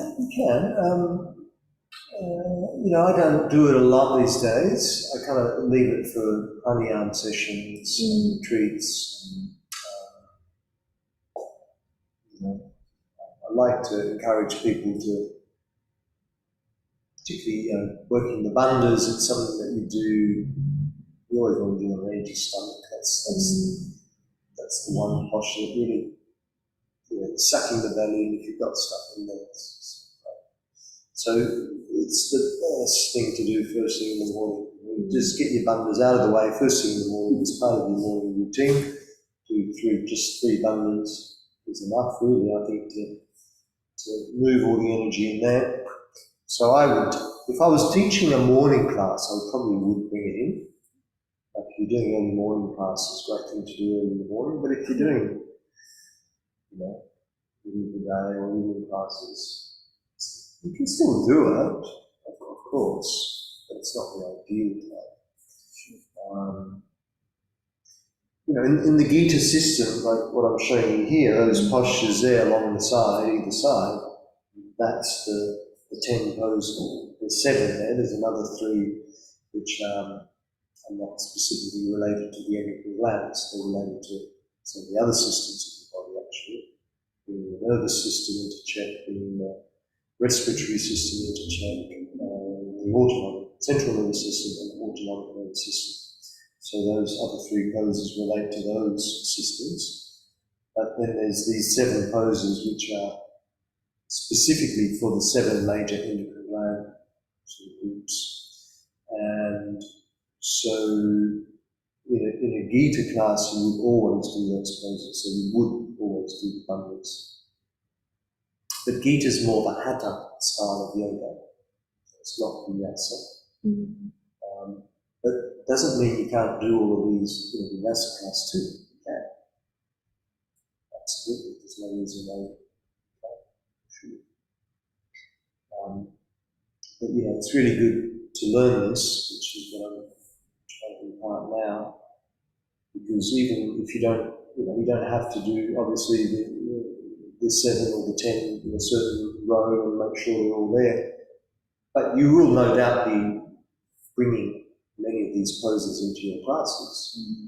So it just gives you more knowledge on the reason why we do these particular asanas. At the endocrine glands, and also energetically the chakras. So the next one on that list, looking from the left, is the adrenal glands, which sit just above the kidneys. They look like little hats, little kind of woolen hats on the kidneys. And what do they produce? And adrenaline, like the name implies, yep. So, where are they in this book?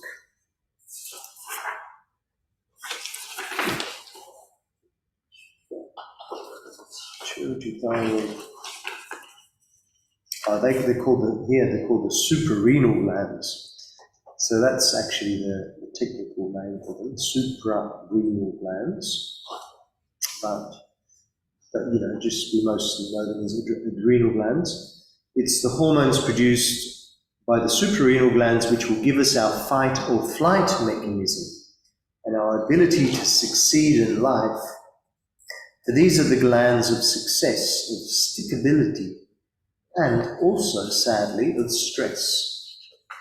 So they get a pretty bad rep, these glands, pretty bad reputation, because they're very much connected to the fight or flight mode, which is the sympathetic nervous system.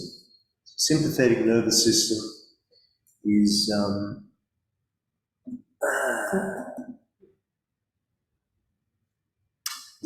here's the difference between our parasympathetic and sympathetic nervous system. We normally think of the sympathetic nervous system as the bad one because it's the one that causes most of our stress and anxiety. When we're too much in the sympathetic nervous system, we become stressed and anxious. But in actual fact, the truth of the matter is that we want to have a balanced sympathetic and parasympathetic, because you still, if you read everything on that side, some of those things are not great, too much of, but some of them are necessary for kind of, particularly for any kind of active functioning. They're the sort of, it's the more active, it's the more yang side, and energetically, it's the sun channel. So these sympathetic, parasympathetic, the sun and moon channels. So Ida is your parasympathetic, and Bimala is the sympathetic. And really, we want them to be in full balance.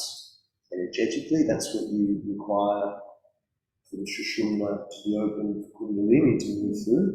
So Ida and Bimala are completely balanced. And then also on that physical level, they need to be balanced. But saying that, for most of us, we actually need to increase parasympathetic and decrease sympathetic, because just considering that there's a lot of stress and anxiety in the world at the moment. Constantly doing. Yeah, and we're living in a very kind of yang society, and all our expectations and conditionings is very yang style.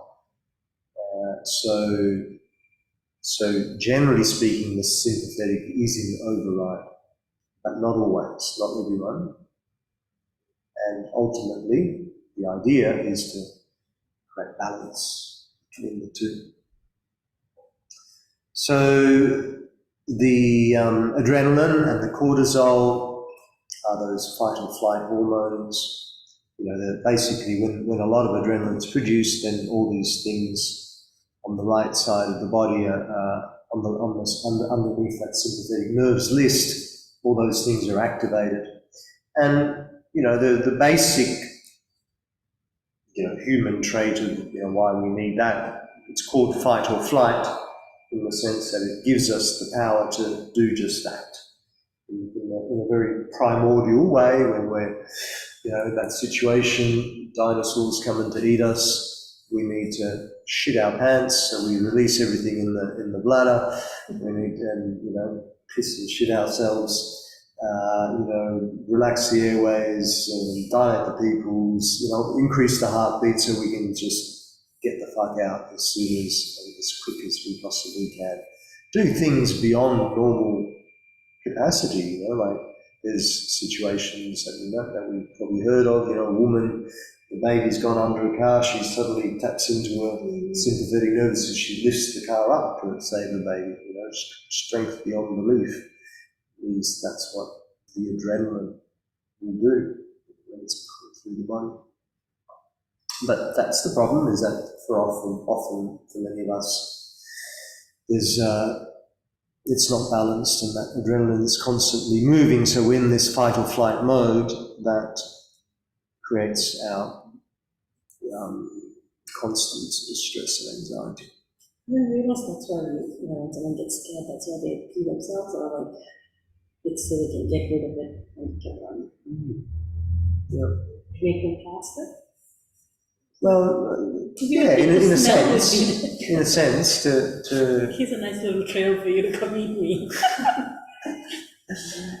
to release anything that's gonna keep you heavier, you know, like your body doesn't want to have to worry about digesting food. It just wants to worry about everything it needs to do to run or fight or, you know, whatever the dangerous mode is.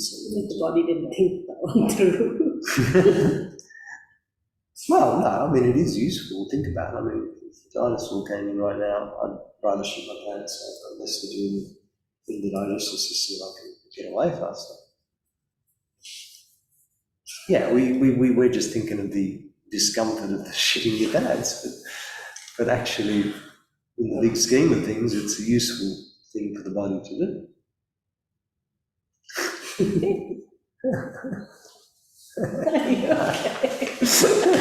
I'm out. Anyway, so how do we stimulate the adrenals? What did you learn in yoga class? We've learned yoga. Shitting myself.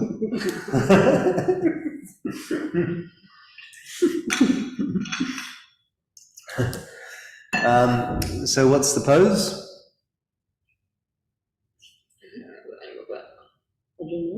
Oh, the bow.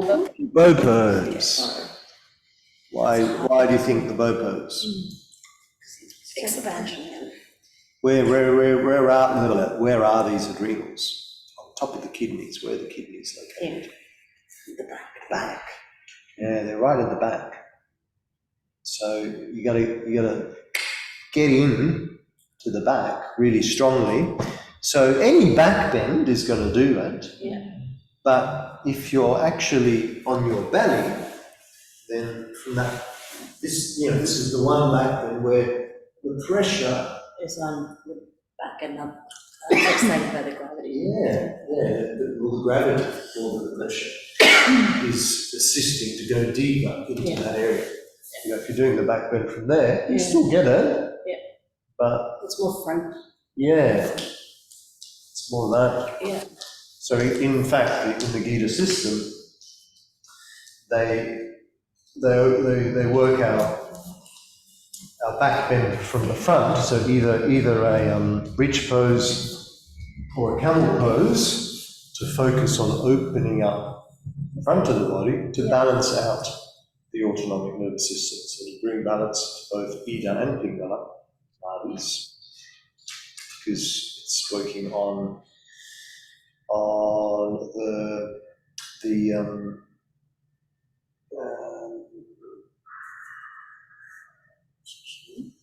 what's that nerve called? The Vegas? Vagus nerve, thank you. Sorry, my brain's just not functioning today. Vagus nerve, the vagus nerve and the ganglion of nerves that converges at the solar plexus, funnily enough, is a big part of that autonomic nervous system. It's all the nerves that relate to it. So stretching the front of the body really focuses on the autonomic nervous system. Autonomic is the parasympathetic and sympathetic, so it's the idea of creating balance by just opening up those nerves. And then the back bend where you lie on your belly, the bow pose, is going to focus more so on the adrenal glands.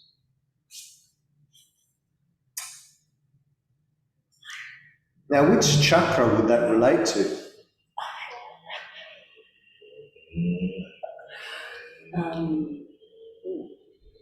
The heart? Well, you might think so, or you might think the solar plexus as into where they're located, where it's located in the body. This is the only gland which technically is a bit confusing, but somehow the gland's up there. But if you think about the energetics of that gland, it's actually the base chakra, Muladhara. Look at the other picture there. See the bows down the bottom. Muladhara, survive. That's all about your survival instinct, your, It's interesting. It's interesting, yeah. It makes sense, obviously. But when you think about the energy of the gland, it makes sense. Yeah. But, why the hell is the chakra down below and that gland's up there? I don't know. It's just the way it is.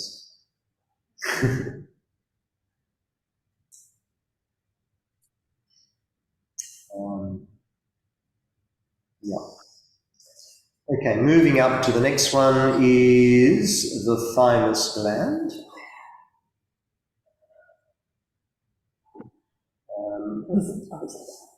So the thymus gland, any idea what that might produce?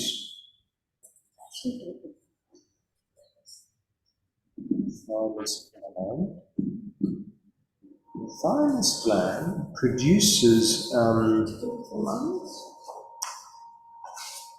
it's more to do with the heart in a sense, but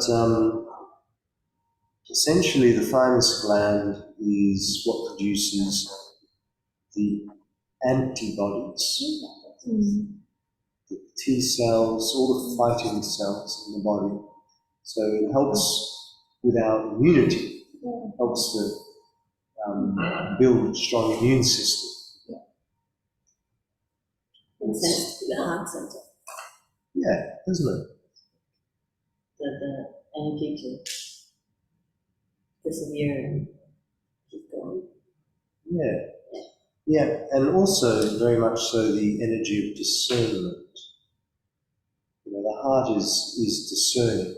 The heart is the energy of connecting, actually, from the heart to the world around us. The stomach. Solar plexus is about me, I, me, my. Once we get to the heart, it's about reaching out and connecting to others from that energetic level. And so it's also the place that produces the thymus, the hormones of discernment. So it's like the soldiers that are sent to investigate when you've got let's say, a bacterial infection or viral infection comes into the body, COVID comes in. It's these guys in here that are coming up going, oh, hold on. You're not allowed in, get the fuck out. And so, they're discerning whether we can let these guys in or not. So that's why we talk about having a good immune system, so we can fight off these viruses and this bacteria without having to rely on jabs or other chemicals in the body.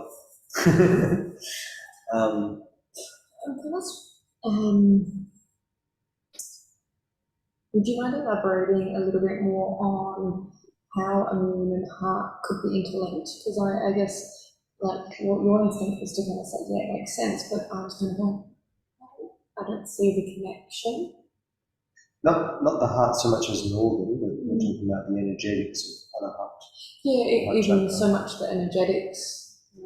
Well, because Anahat, okay, I mean, from one aspect, you see Anahat as the seat of the soul, the place of love.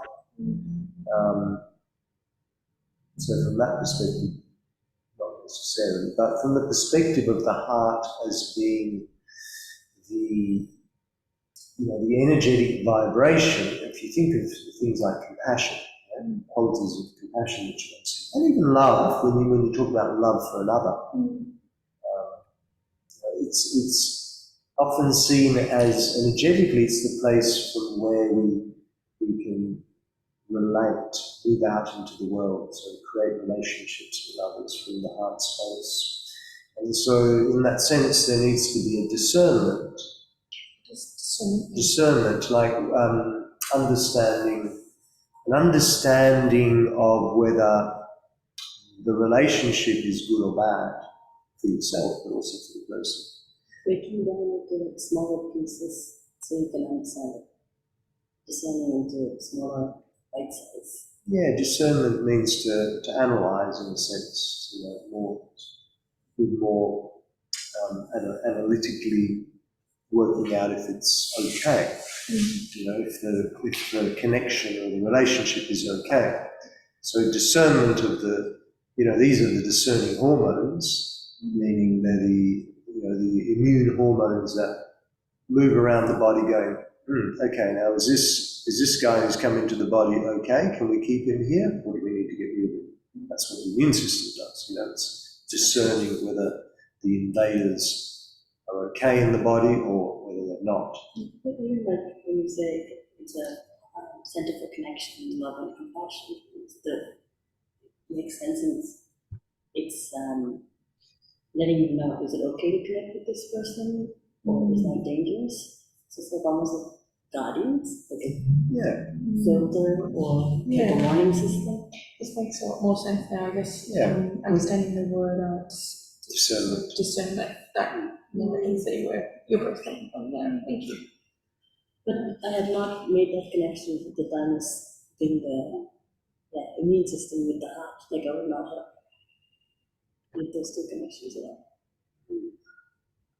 It's really cool how the body's clearly designed, not just physically, but also an energetic level. Minus the adrenaline glands, I don't get it. How? I mean, I get the concept of it, but why the center's all the way in the face?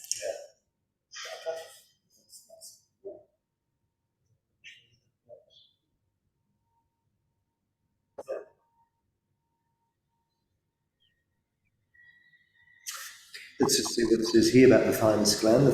Science and medicine have in the past shown some discrepancies as to the location and purpose of these glands. Indeed, as late as the 1979 edition of the Collins Dictionary, we find that the thymus gland atrophies with age and is almost non-existent in adults. It is active in childhood but shrinks after puberty. But today's research into finding a cure for AIDS would certainly refute such a statement. It's the hormones produced in the thymus gland which are at the centre of our immune system, triggering our body's response to foreign invaders such as germs and viruses, as well as searching out and destroying renegade and mutant cells such as cancer and tumorous cells. So yeah, there you go. And so what's the pose?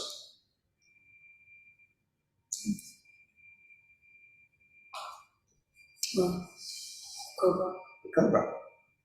So why the cobra?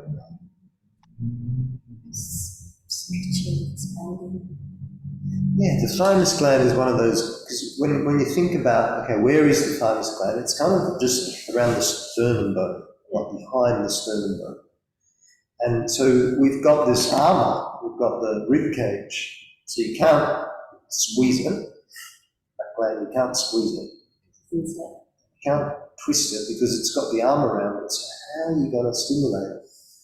You need to, almost like you need to get behind and push it against the back of the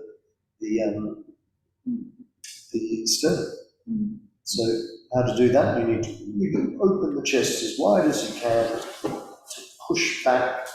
And it's like then you actually, you are kind of squeezing it from behind. You know, you've got your sternum bone there, you've got your thymus here. As soon as you open up into cobra, you're pushing the thymus against the sternum. And again, you know, cobra is a back bend, it's going to work your adrenals, it's going to stimulate the front of the body, kind of like the other back bends too. But specifically, it really has an energy of really expanding the chest, creating pressure on the back of the sternum, which pushes the thymus gland against it. Looking up and back, so the stretching.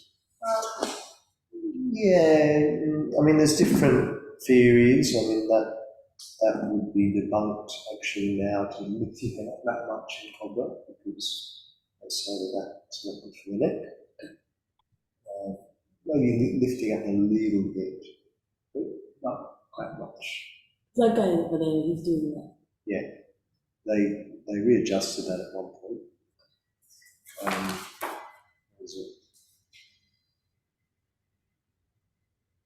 So they readjusted the picture Oh, wow. to make him look straight ahead now in the makeup.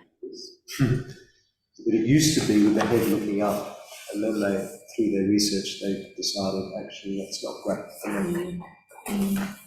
That makes sense when you feel as well, even what you were saying before with the feedback for Sudha's one, fish balls, thank you. You know, you put like your head all the way back, you can just feel your head collapse on your back. So it's not actually like the activation switches off there, because you just, like, yeah, you just drop on your weight. Whereas if it's sitting there, it's like, oh, no, you can feel it kind of wake up, but not become dependent on another part of the body. And also, with that, when your body's got stress in one part, it's not really focused on activating. It's focused on making sure you don't get hurt. Yeah. So the energy gets diverted. Yeah. Is that what you're saying as well? More or less. Like it's.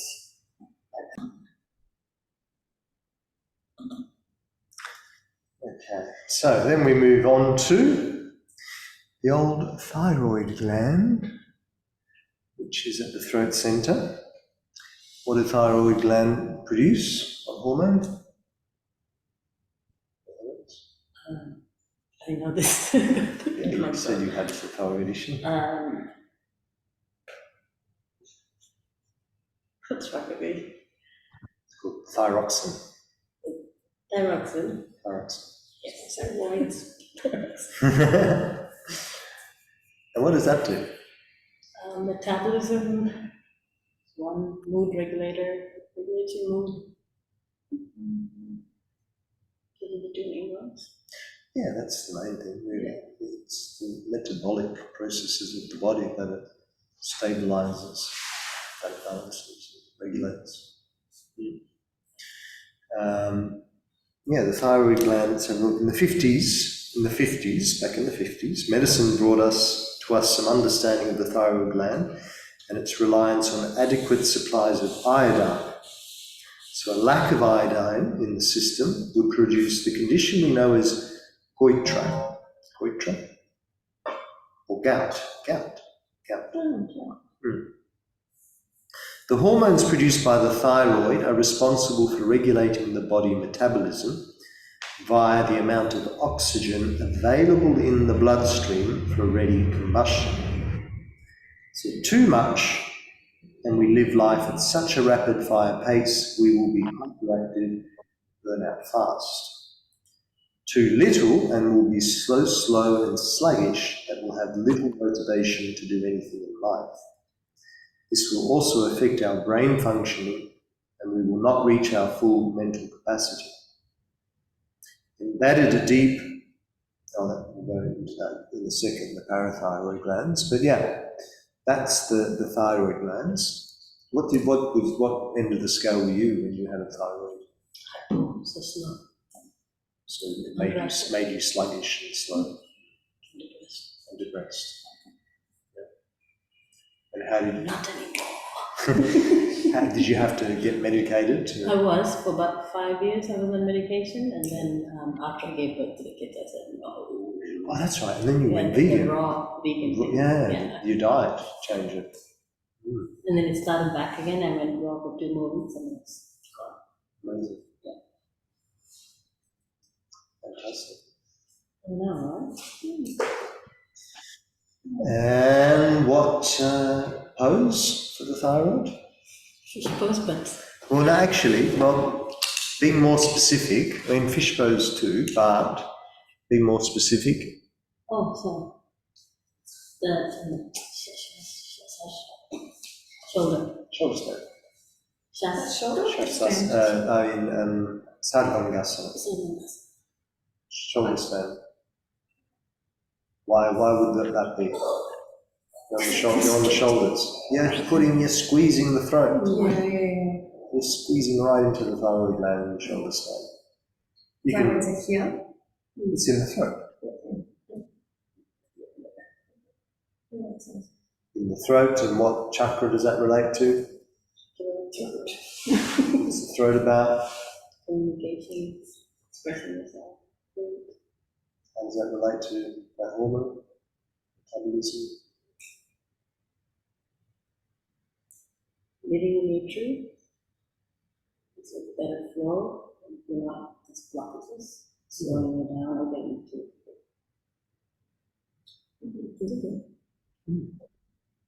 The thyroid also is a key player in the mood as well.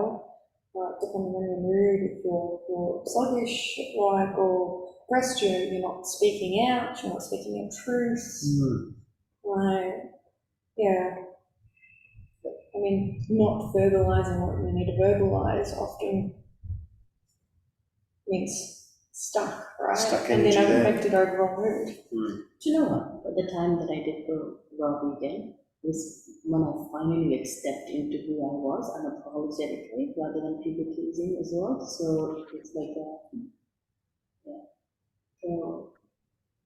coincidence. Amazing.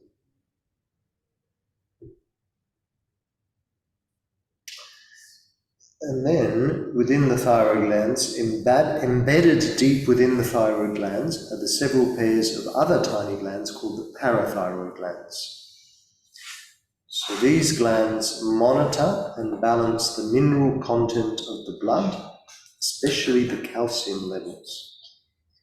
Calcium is needed for strong bones and teeth, but even more importantly for the smooth functioning of the nerves within the body. If the calcium levels are too low, we will have little nerve control and become jumpy and erratic, both in mood and movement. We will also not be able to sleep properly, for calcium is needed to relax the nerves for sleep. When this happens, the parathyroids will trigger the withdrawal of calcium supplies from the bones in order to keep the nerves functioning.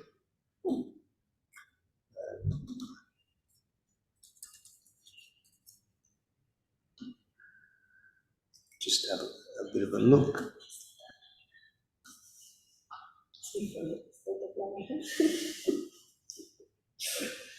So yeah, as we can see the parathyroid glands are embedded within the thyroid gland. So that's the thyroid gland, and these parathyroid glands are the glands within the thyroid gland. So they're like these little things embedded in there. So look, naturally, anything that compresses or stretches the throat is going to work on both of those. However, in theory, more specifically, when you squeeze the throat, you stimulate the thyroid more, and when you stretch the throat, you stimulate the parathyroids more.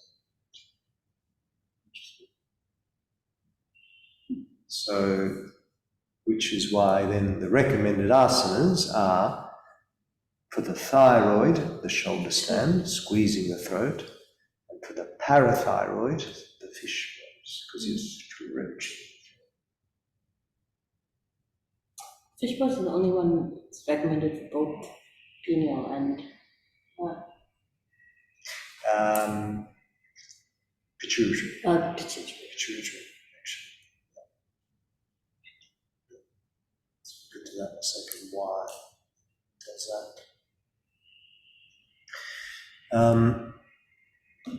And yeah, so we talked about the throat and Vishuddhi, the throat center. So yeah, so then we've got the last two left, which are the ones in the brain, pituitary and the pineal glands. Now, sometimes there's a mix-up. I've heard different yoga schools say different things about. Some say the pituitary is the third eye, and some say the pineal is the third eye, and vice versa. And the crown. Now the thing is that you see where they are in the brain. Yeah, they're quite kind of close to each other, and they're on a very sort of similar level. And the idea is that energetically, at least, energetically they kind of work together. So, you know, third eye is third eye, and then crown is kind of like the final activation to spirit. But they're very much related. And so in a sense, it's not worth getting too hung up on which one you think works with which gland, or which chakra relates to which gland. From the Gita perspective, they say the pituitary relates to the third eye and the pineal to the sahasrara. From the Gita perspective. But Just look at the Egyptians and Christianity. Third eye, well, not technically third eye in the language, but they believe the pineal gland, the gateway to that knowledge. It's interesting. Okay. But yeah, anyway, that's that. But the reasoning here is, okay, so the pituitary gland, what does the pituitary gland do? Any idea? What's its function? It has something to do with the hormones as well, doesn't it? Well, exactly. I mean, these are all hormone-producing glands. Oh, sorry, yeah. But It's for growth and that kind of thing. There's a growth hormone in there? Yeah. Well, it's actually, the pituitary gland is the master gland of all the other hormone-producing glands. So the pituitary gland is kind of like the control center. Like that's where, you know, it's like, okay, I'm controlling, I've got, you know, adrenals, thymus, you know, pancreas, ovaries, testes, you know, parathyroid, all the little buttons here, and I'm controlling from here, saying, okay, we need a bit more thyroids down there, we need a bit more of this down here, we need a bit more of the growth hormones, we need a bit more adrenaline here. So he's the master controller, sending the messages to all the other glands. Does that, does pituitary release any hormones? Does that release any hormones, or is it just dictating? Well, they are hormones that it releases to tell the other glands, to command the other glands. Do you know what they're called? Those hormones? Yeah. They're specific. I don't know if they have a specific name. That doesn't say here. Let's It's just the hormones that go down to the different. It's the hormones triggered from the pituitary gland which will signal the onset of puberty and our development into full adulthood. That's what you were talking about there, Cass. The pituitary gland is known as the master gland in the human body. It acts as a super feedback system, monitoring the activities of the lower glands and triggering adjustments by the hormones it produces to try to keep the system stable. It is referred to as the most complex chemical factory in the world due to its myriad of secretions and the effects they trigger. The pituitary works in tandem with the hypothalamus which acts as the switchboard for the feedback system.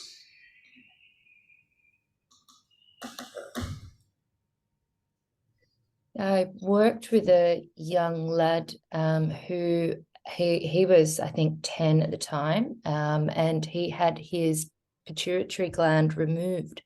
Something had happened. He'd had a lot of surgery. I think, no, it was cancer. Poor bugger had bloody cancer, and that's what they removed. So that's what, with his puberty and with everything, he needed to have like injections of all kinds of stuff because that was not there.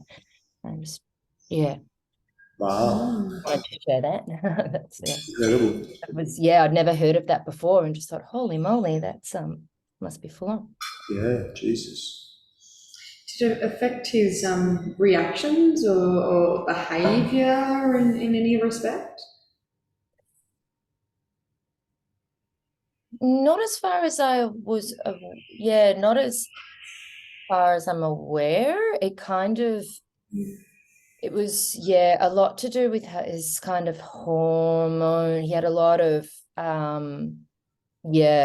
medical supports and things with that. But in behavior regulation, not what I can remember. Yeah. So they're the hormones that it produces. Someone was asking. Here we go. Bunch of hormones there.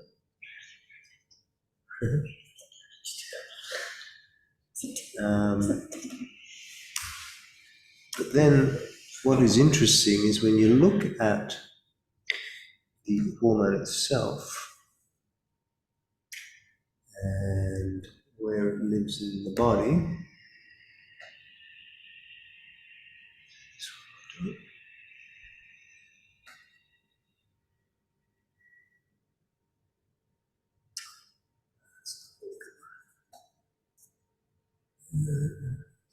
Which one calcifies? Was it the pineal gland that calcifies? Pineal gland, yeah. So when you look at the pituitary gland, so here, this is a good one.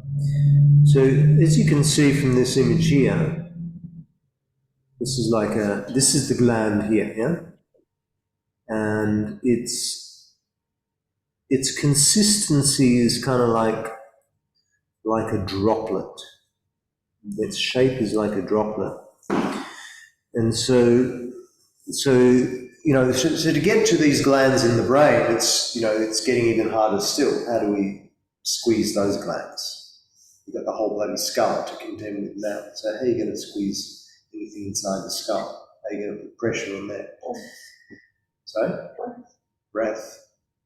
Lash you against the head with a bat.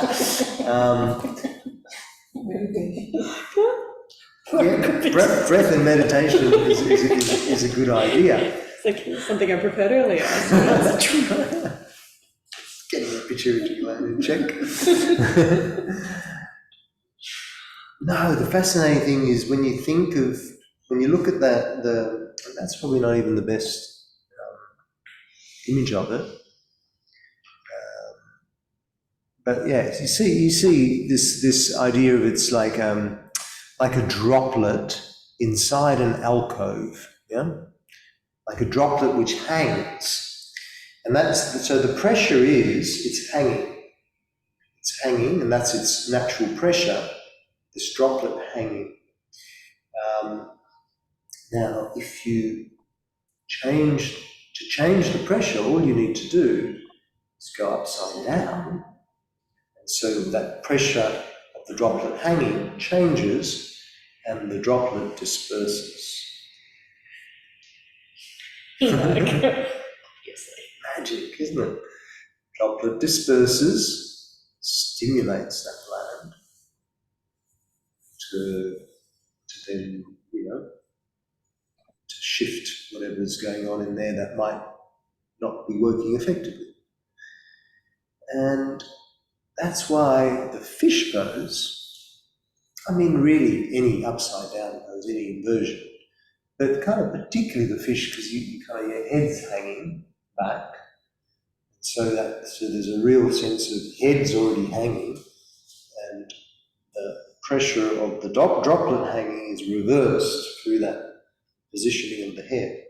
Because you can kind of keep yourself up there for a little while, couple of minutes maybe, fish pose, a minute at least, even a few seconds, whatever, it's going to give that gland a good stimulation and help you to then stimulate the pituitary gland. At the same time, you're also getting the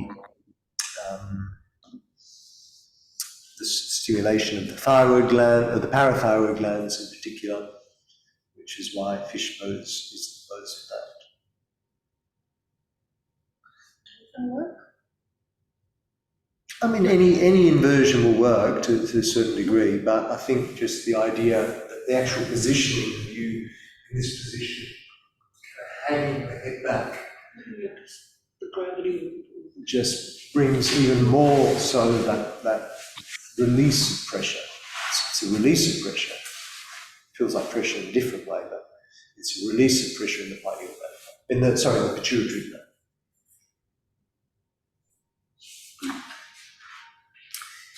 And then finally, the pineal gland is the final gland which.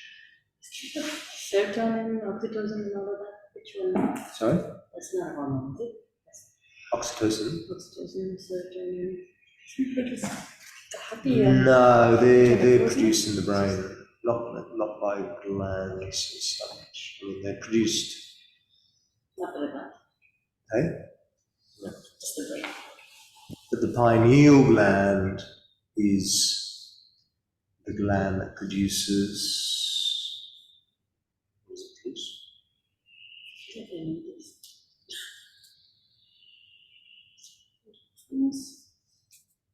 No, not endorphins.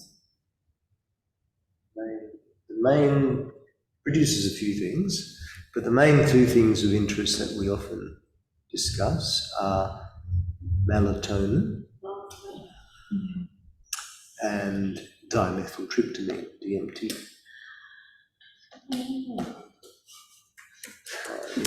You are. Should have known that one. I told you, I feel like I know this. I should know this.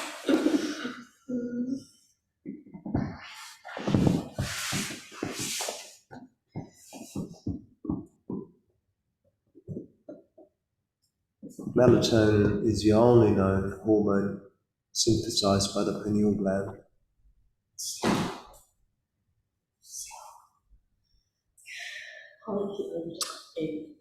So here it says, I mean, in Wikipedia, whatever, it might just say melatonin, but we know from other sources that DMT is also produced in the pineal gland.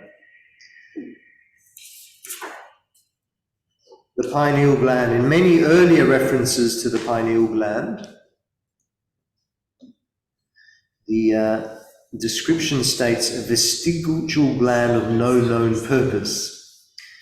But research at the Austin Hospital in Melbourne has shown the role of the pineal gland has been crucial in the balancing of depression and manic states, also in the prevention of the winter blues. Prevention of the sun? The winter blues. Winter blues. The pineal gland is the supermaster gland responsible for our body rhythms and our moods. It's a highly light-sensitive gland and is often implicated in manic, depressive and psychiatric states. To the yogis, the pineal gland is the gland of superconsciousness, the gland of perfect balance within the body, which when stable will allow all other glands to function in harmony. Both the position of the pineal, central, high in the brain, and the fact that it is light sensitive and can receive the geosolar radiation from the universe indicates it holds a vital place in human functioning. So, you know, when a baby's born, have you ever noticed how they've got the fontanelle at the top of the head is really soft? Because it's still open. They've just come, you know, the skull is still forming. You can actually see the beat. The beat. Yeah. Strange. It's You can strange. see it, The the brain. brain is pumping. Yeah, it also does it. Especially when they come out, they look like. Yes. And, you know, in a sense, that's because it's open to connect us to spirit. It's our greatest connection to spirit. And the baby's just almost just come into life, so it's still more connected to spirit in a sense, until it gains its, like we discussed last week in our non-duality lecture, you know, it takes until it's about 2 years old until it gains its identity and it steps out of the picture into its individual identity. And so the pineal gland remain, you know, we remain sensitive at the top of our head, and there's this need for having light, which is why we need light on our skull at least 20 minutes a day, natural light, to be able to stimulate our pineal gland. It wasn't through the Produce- eyes. Sorry? It's not through the eyes. Through here, through the crown of our head, To produce the melatonin, melatonin. the hormone that regulates our moods, regulates our rhythms. So it regulates the rhythms that connect you to nature, so your period, your cycles, our sleep cycles. Which is why in the winter, it talks about the winter blues. People get the winter blues because they're not getting out and getting sunlight on their head. It's not, A, there's not much sunlight. B, it's cold, so you just don't go outside as much. And so you're not getting enough vitamin D is one thing, but then also not getting just enough pure sunlight to stimulate the production of melatonin, which regulates all your cycles. And so if you're not getting enough of that, then you become depressed, winter blues, depression. So, A, we need to have sunlight on our heads 20 minutes a day. So, do you know how like Sikhs, well, a lot of traditions around the world, they cover their heads? How do they? I guess sunlight would still seep through. It's all cloth, isn't it? Still get Plus through. hair, and they've got hair as well. We've got hair, so it gets through. But you know, they put the reds right on top, and then there's the cloth. Maybe they need to have a bit more time in the sun. That's a good point. And then the Jewish as well, they have the what the cap? What is it called? Skull caps. It's called skull cap. Oh. Is Yarmulke it's like or something? sorry? Yarmulke? So they've got a name. Keeper. Yeah, anyway, so What is it? covering the skull is Keeper. Kippa. Kippah. Okay. But a lot of traditions, in a sense, have something on the head to actually represent that crown chakra, the crown chakra, and the pineal gland. But yeah, you would need to. I mean, you know, sunlight goes through. I think, or most materials, it goes through it to a certain degree. The rays would anyway. Yeah, Yeah. Okay. the radiation, you know, that the energy that you need would get there. But yeah, if we're inside buildings, we're not, you know, building will block off most of that. A bit of cloth or material probably won't. Surely there would have been observation by now, like anyone who wears headscarves, like the hijabs or turbans, you would see like a nice effect There of isn't. people. Yeah, and there isn't. So I think they're some of the happiest people. yeah. So And so there, as you can see, the headstand is the posture that obviously creates pressure on the crown of the head, which is our closest spot to that spot.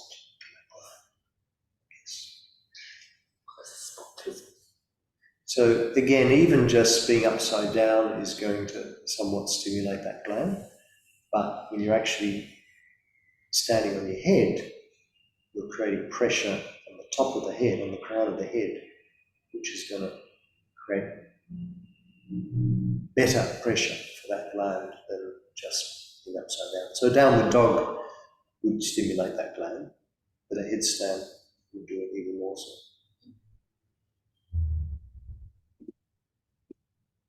Makes sense?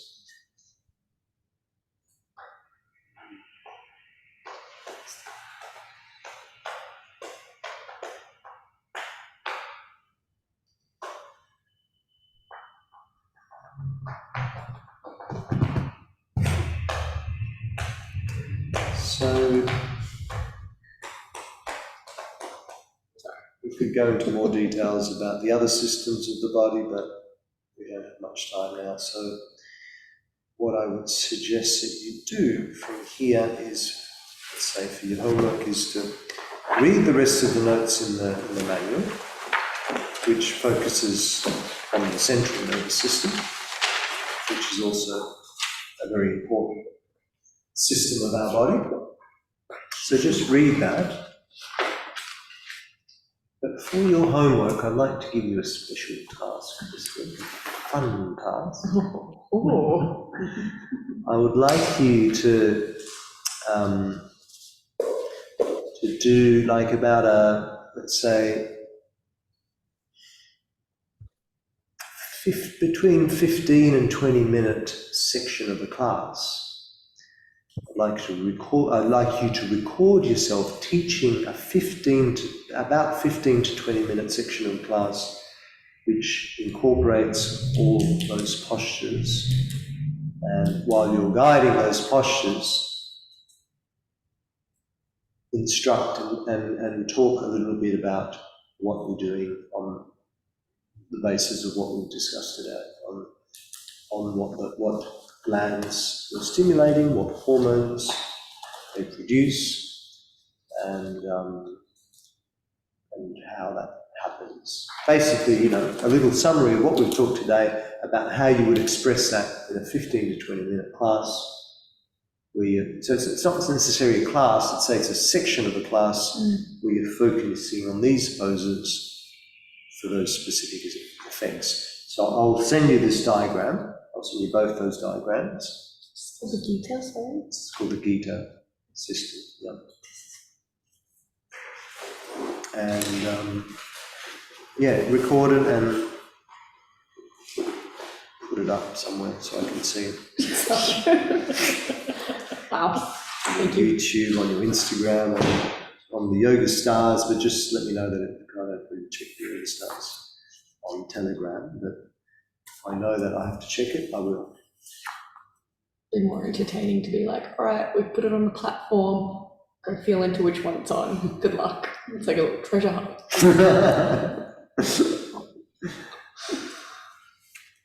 And that's a great book to have. It's sold by only one website, isn't it? Sorry? It's sold by only one website? Well, you can either buy it directly through Gita, or you can also buy it through the Yoga Creative, which are a studio which I teach at as well. Where? They're called the Yoga Creative. They're in Fitzroy, in Brunswick Street, but they also have an online shop. You can order it online. Sorry, one more time. Was it Yoga Collective? What did you say? The Yoga Creative. Yoga Creative. On Brunswick Street, Fitzroy. Who wrote that book? Yeah, the book's written by Lucille Wood with Guy Lucas.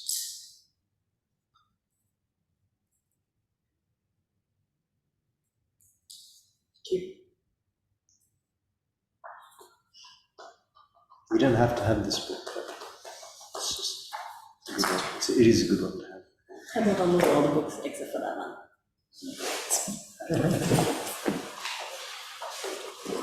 Any questions at all about anything today?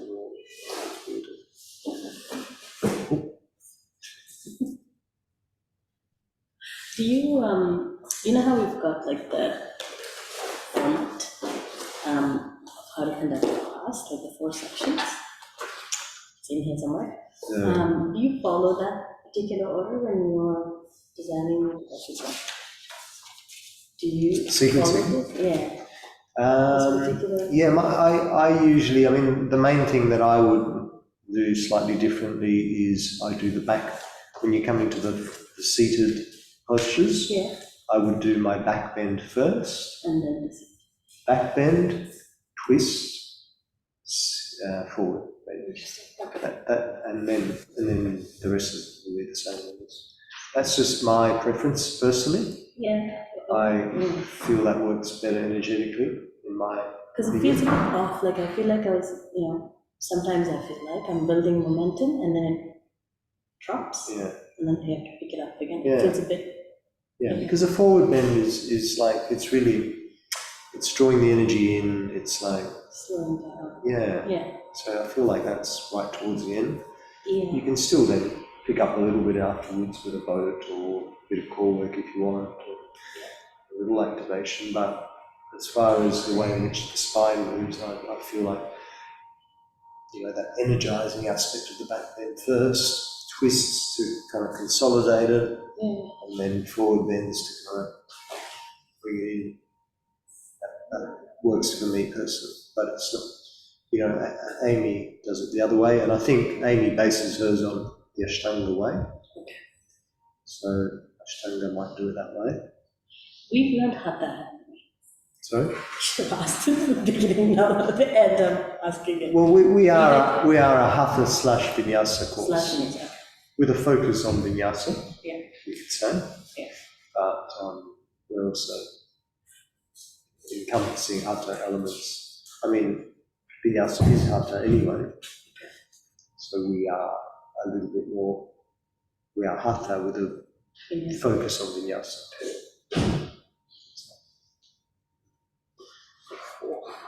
Whereas some teacher trainings wouldn't even recognise the Vinyasa necessarily. Particularly that northern style of India is a bit more just Hatha focused. Yeah. Because the Vinyasa was developed more in the southern India. Okay. So yeah, southern style. Because in the Surya Namaskar, they were saying mountain pose for the Amrita. Yeah, I was like, okay, yeah, this is which clearly is not. Yeah. the northern I style. guess it makes sense. Yeah, but it's confusing. You gotta, it's easier, that's why I say, like, in the Asana Pranayama Mudra book, that's where they probably have, I think they say mountain pose with down the dog in there. That's that style of yoga from northern India. Yeah. That's why I say go with Iyengar and Darby Joyce, go with what they say, asana, because that's just more common here in Australia. Yeah. Somehow. That's, Even in North America too. and even, in the West, Western world, in general. In general, most It's weird places. because a lot of people go to the north to get trained. I know, and then it gets confusing, you see. Yeah. People may come back and it's like,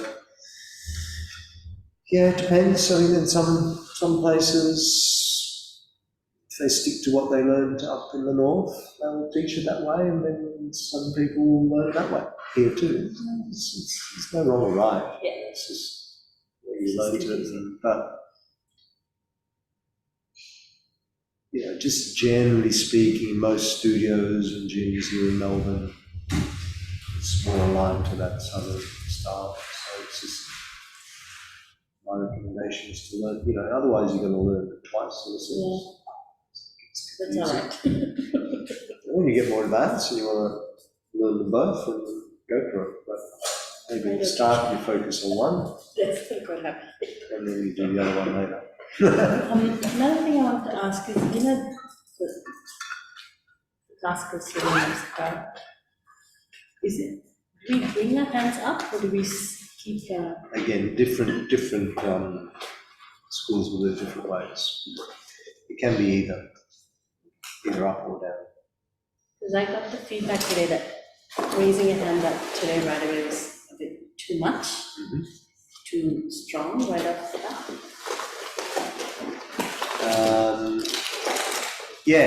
I actually, like in the Gita system, for example, they actually keep the hands down in the Surya Namaskar.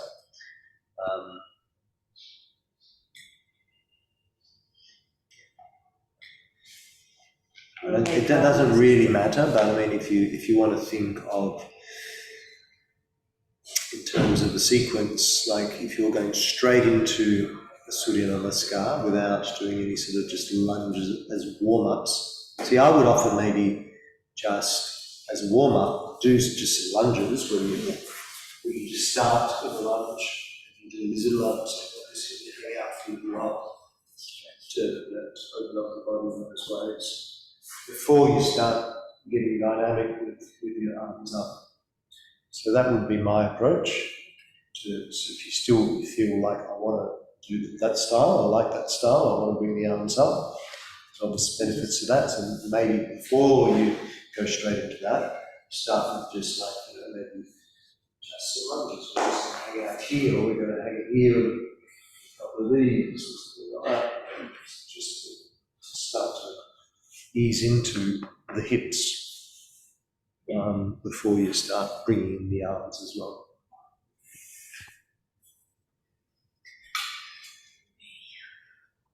What are you doing with us?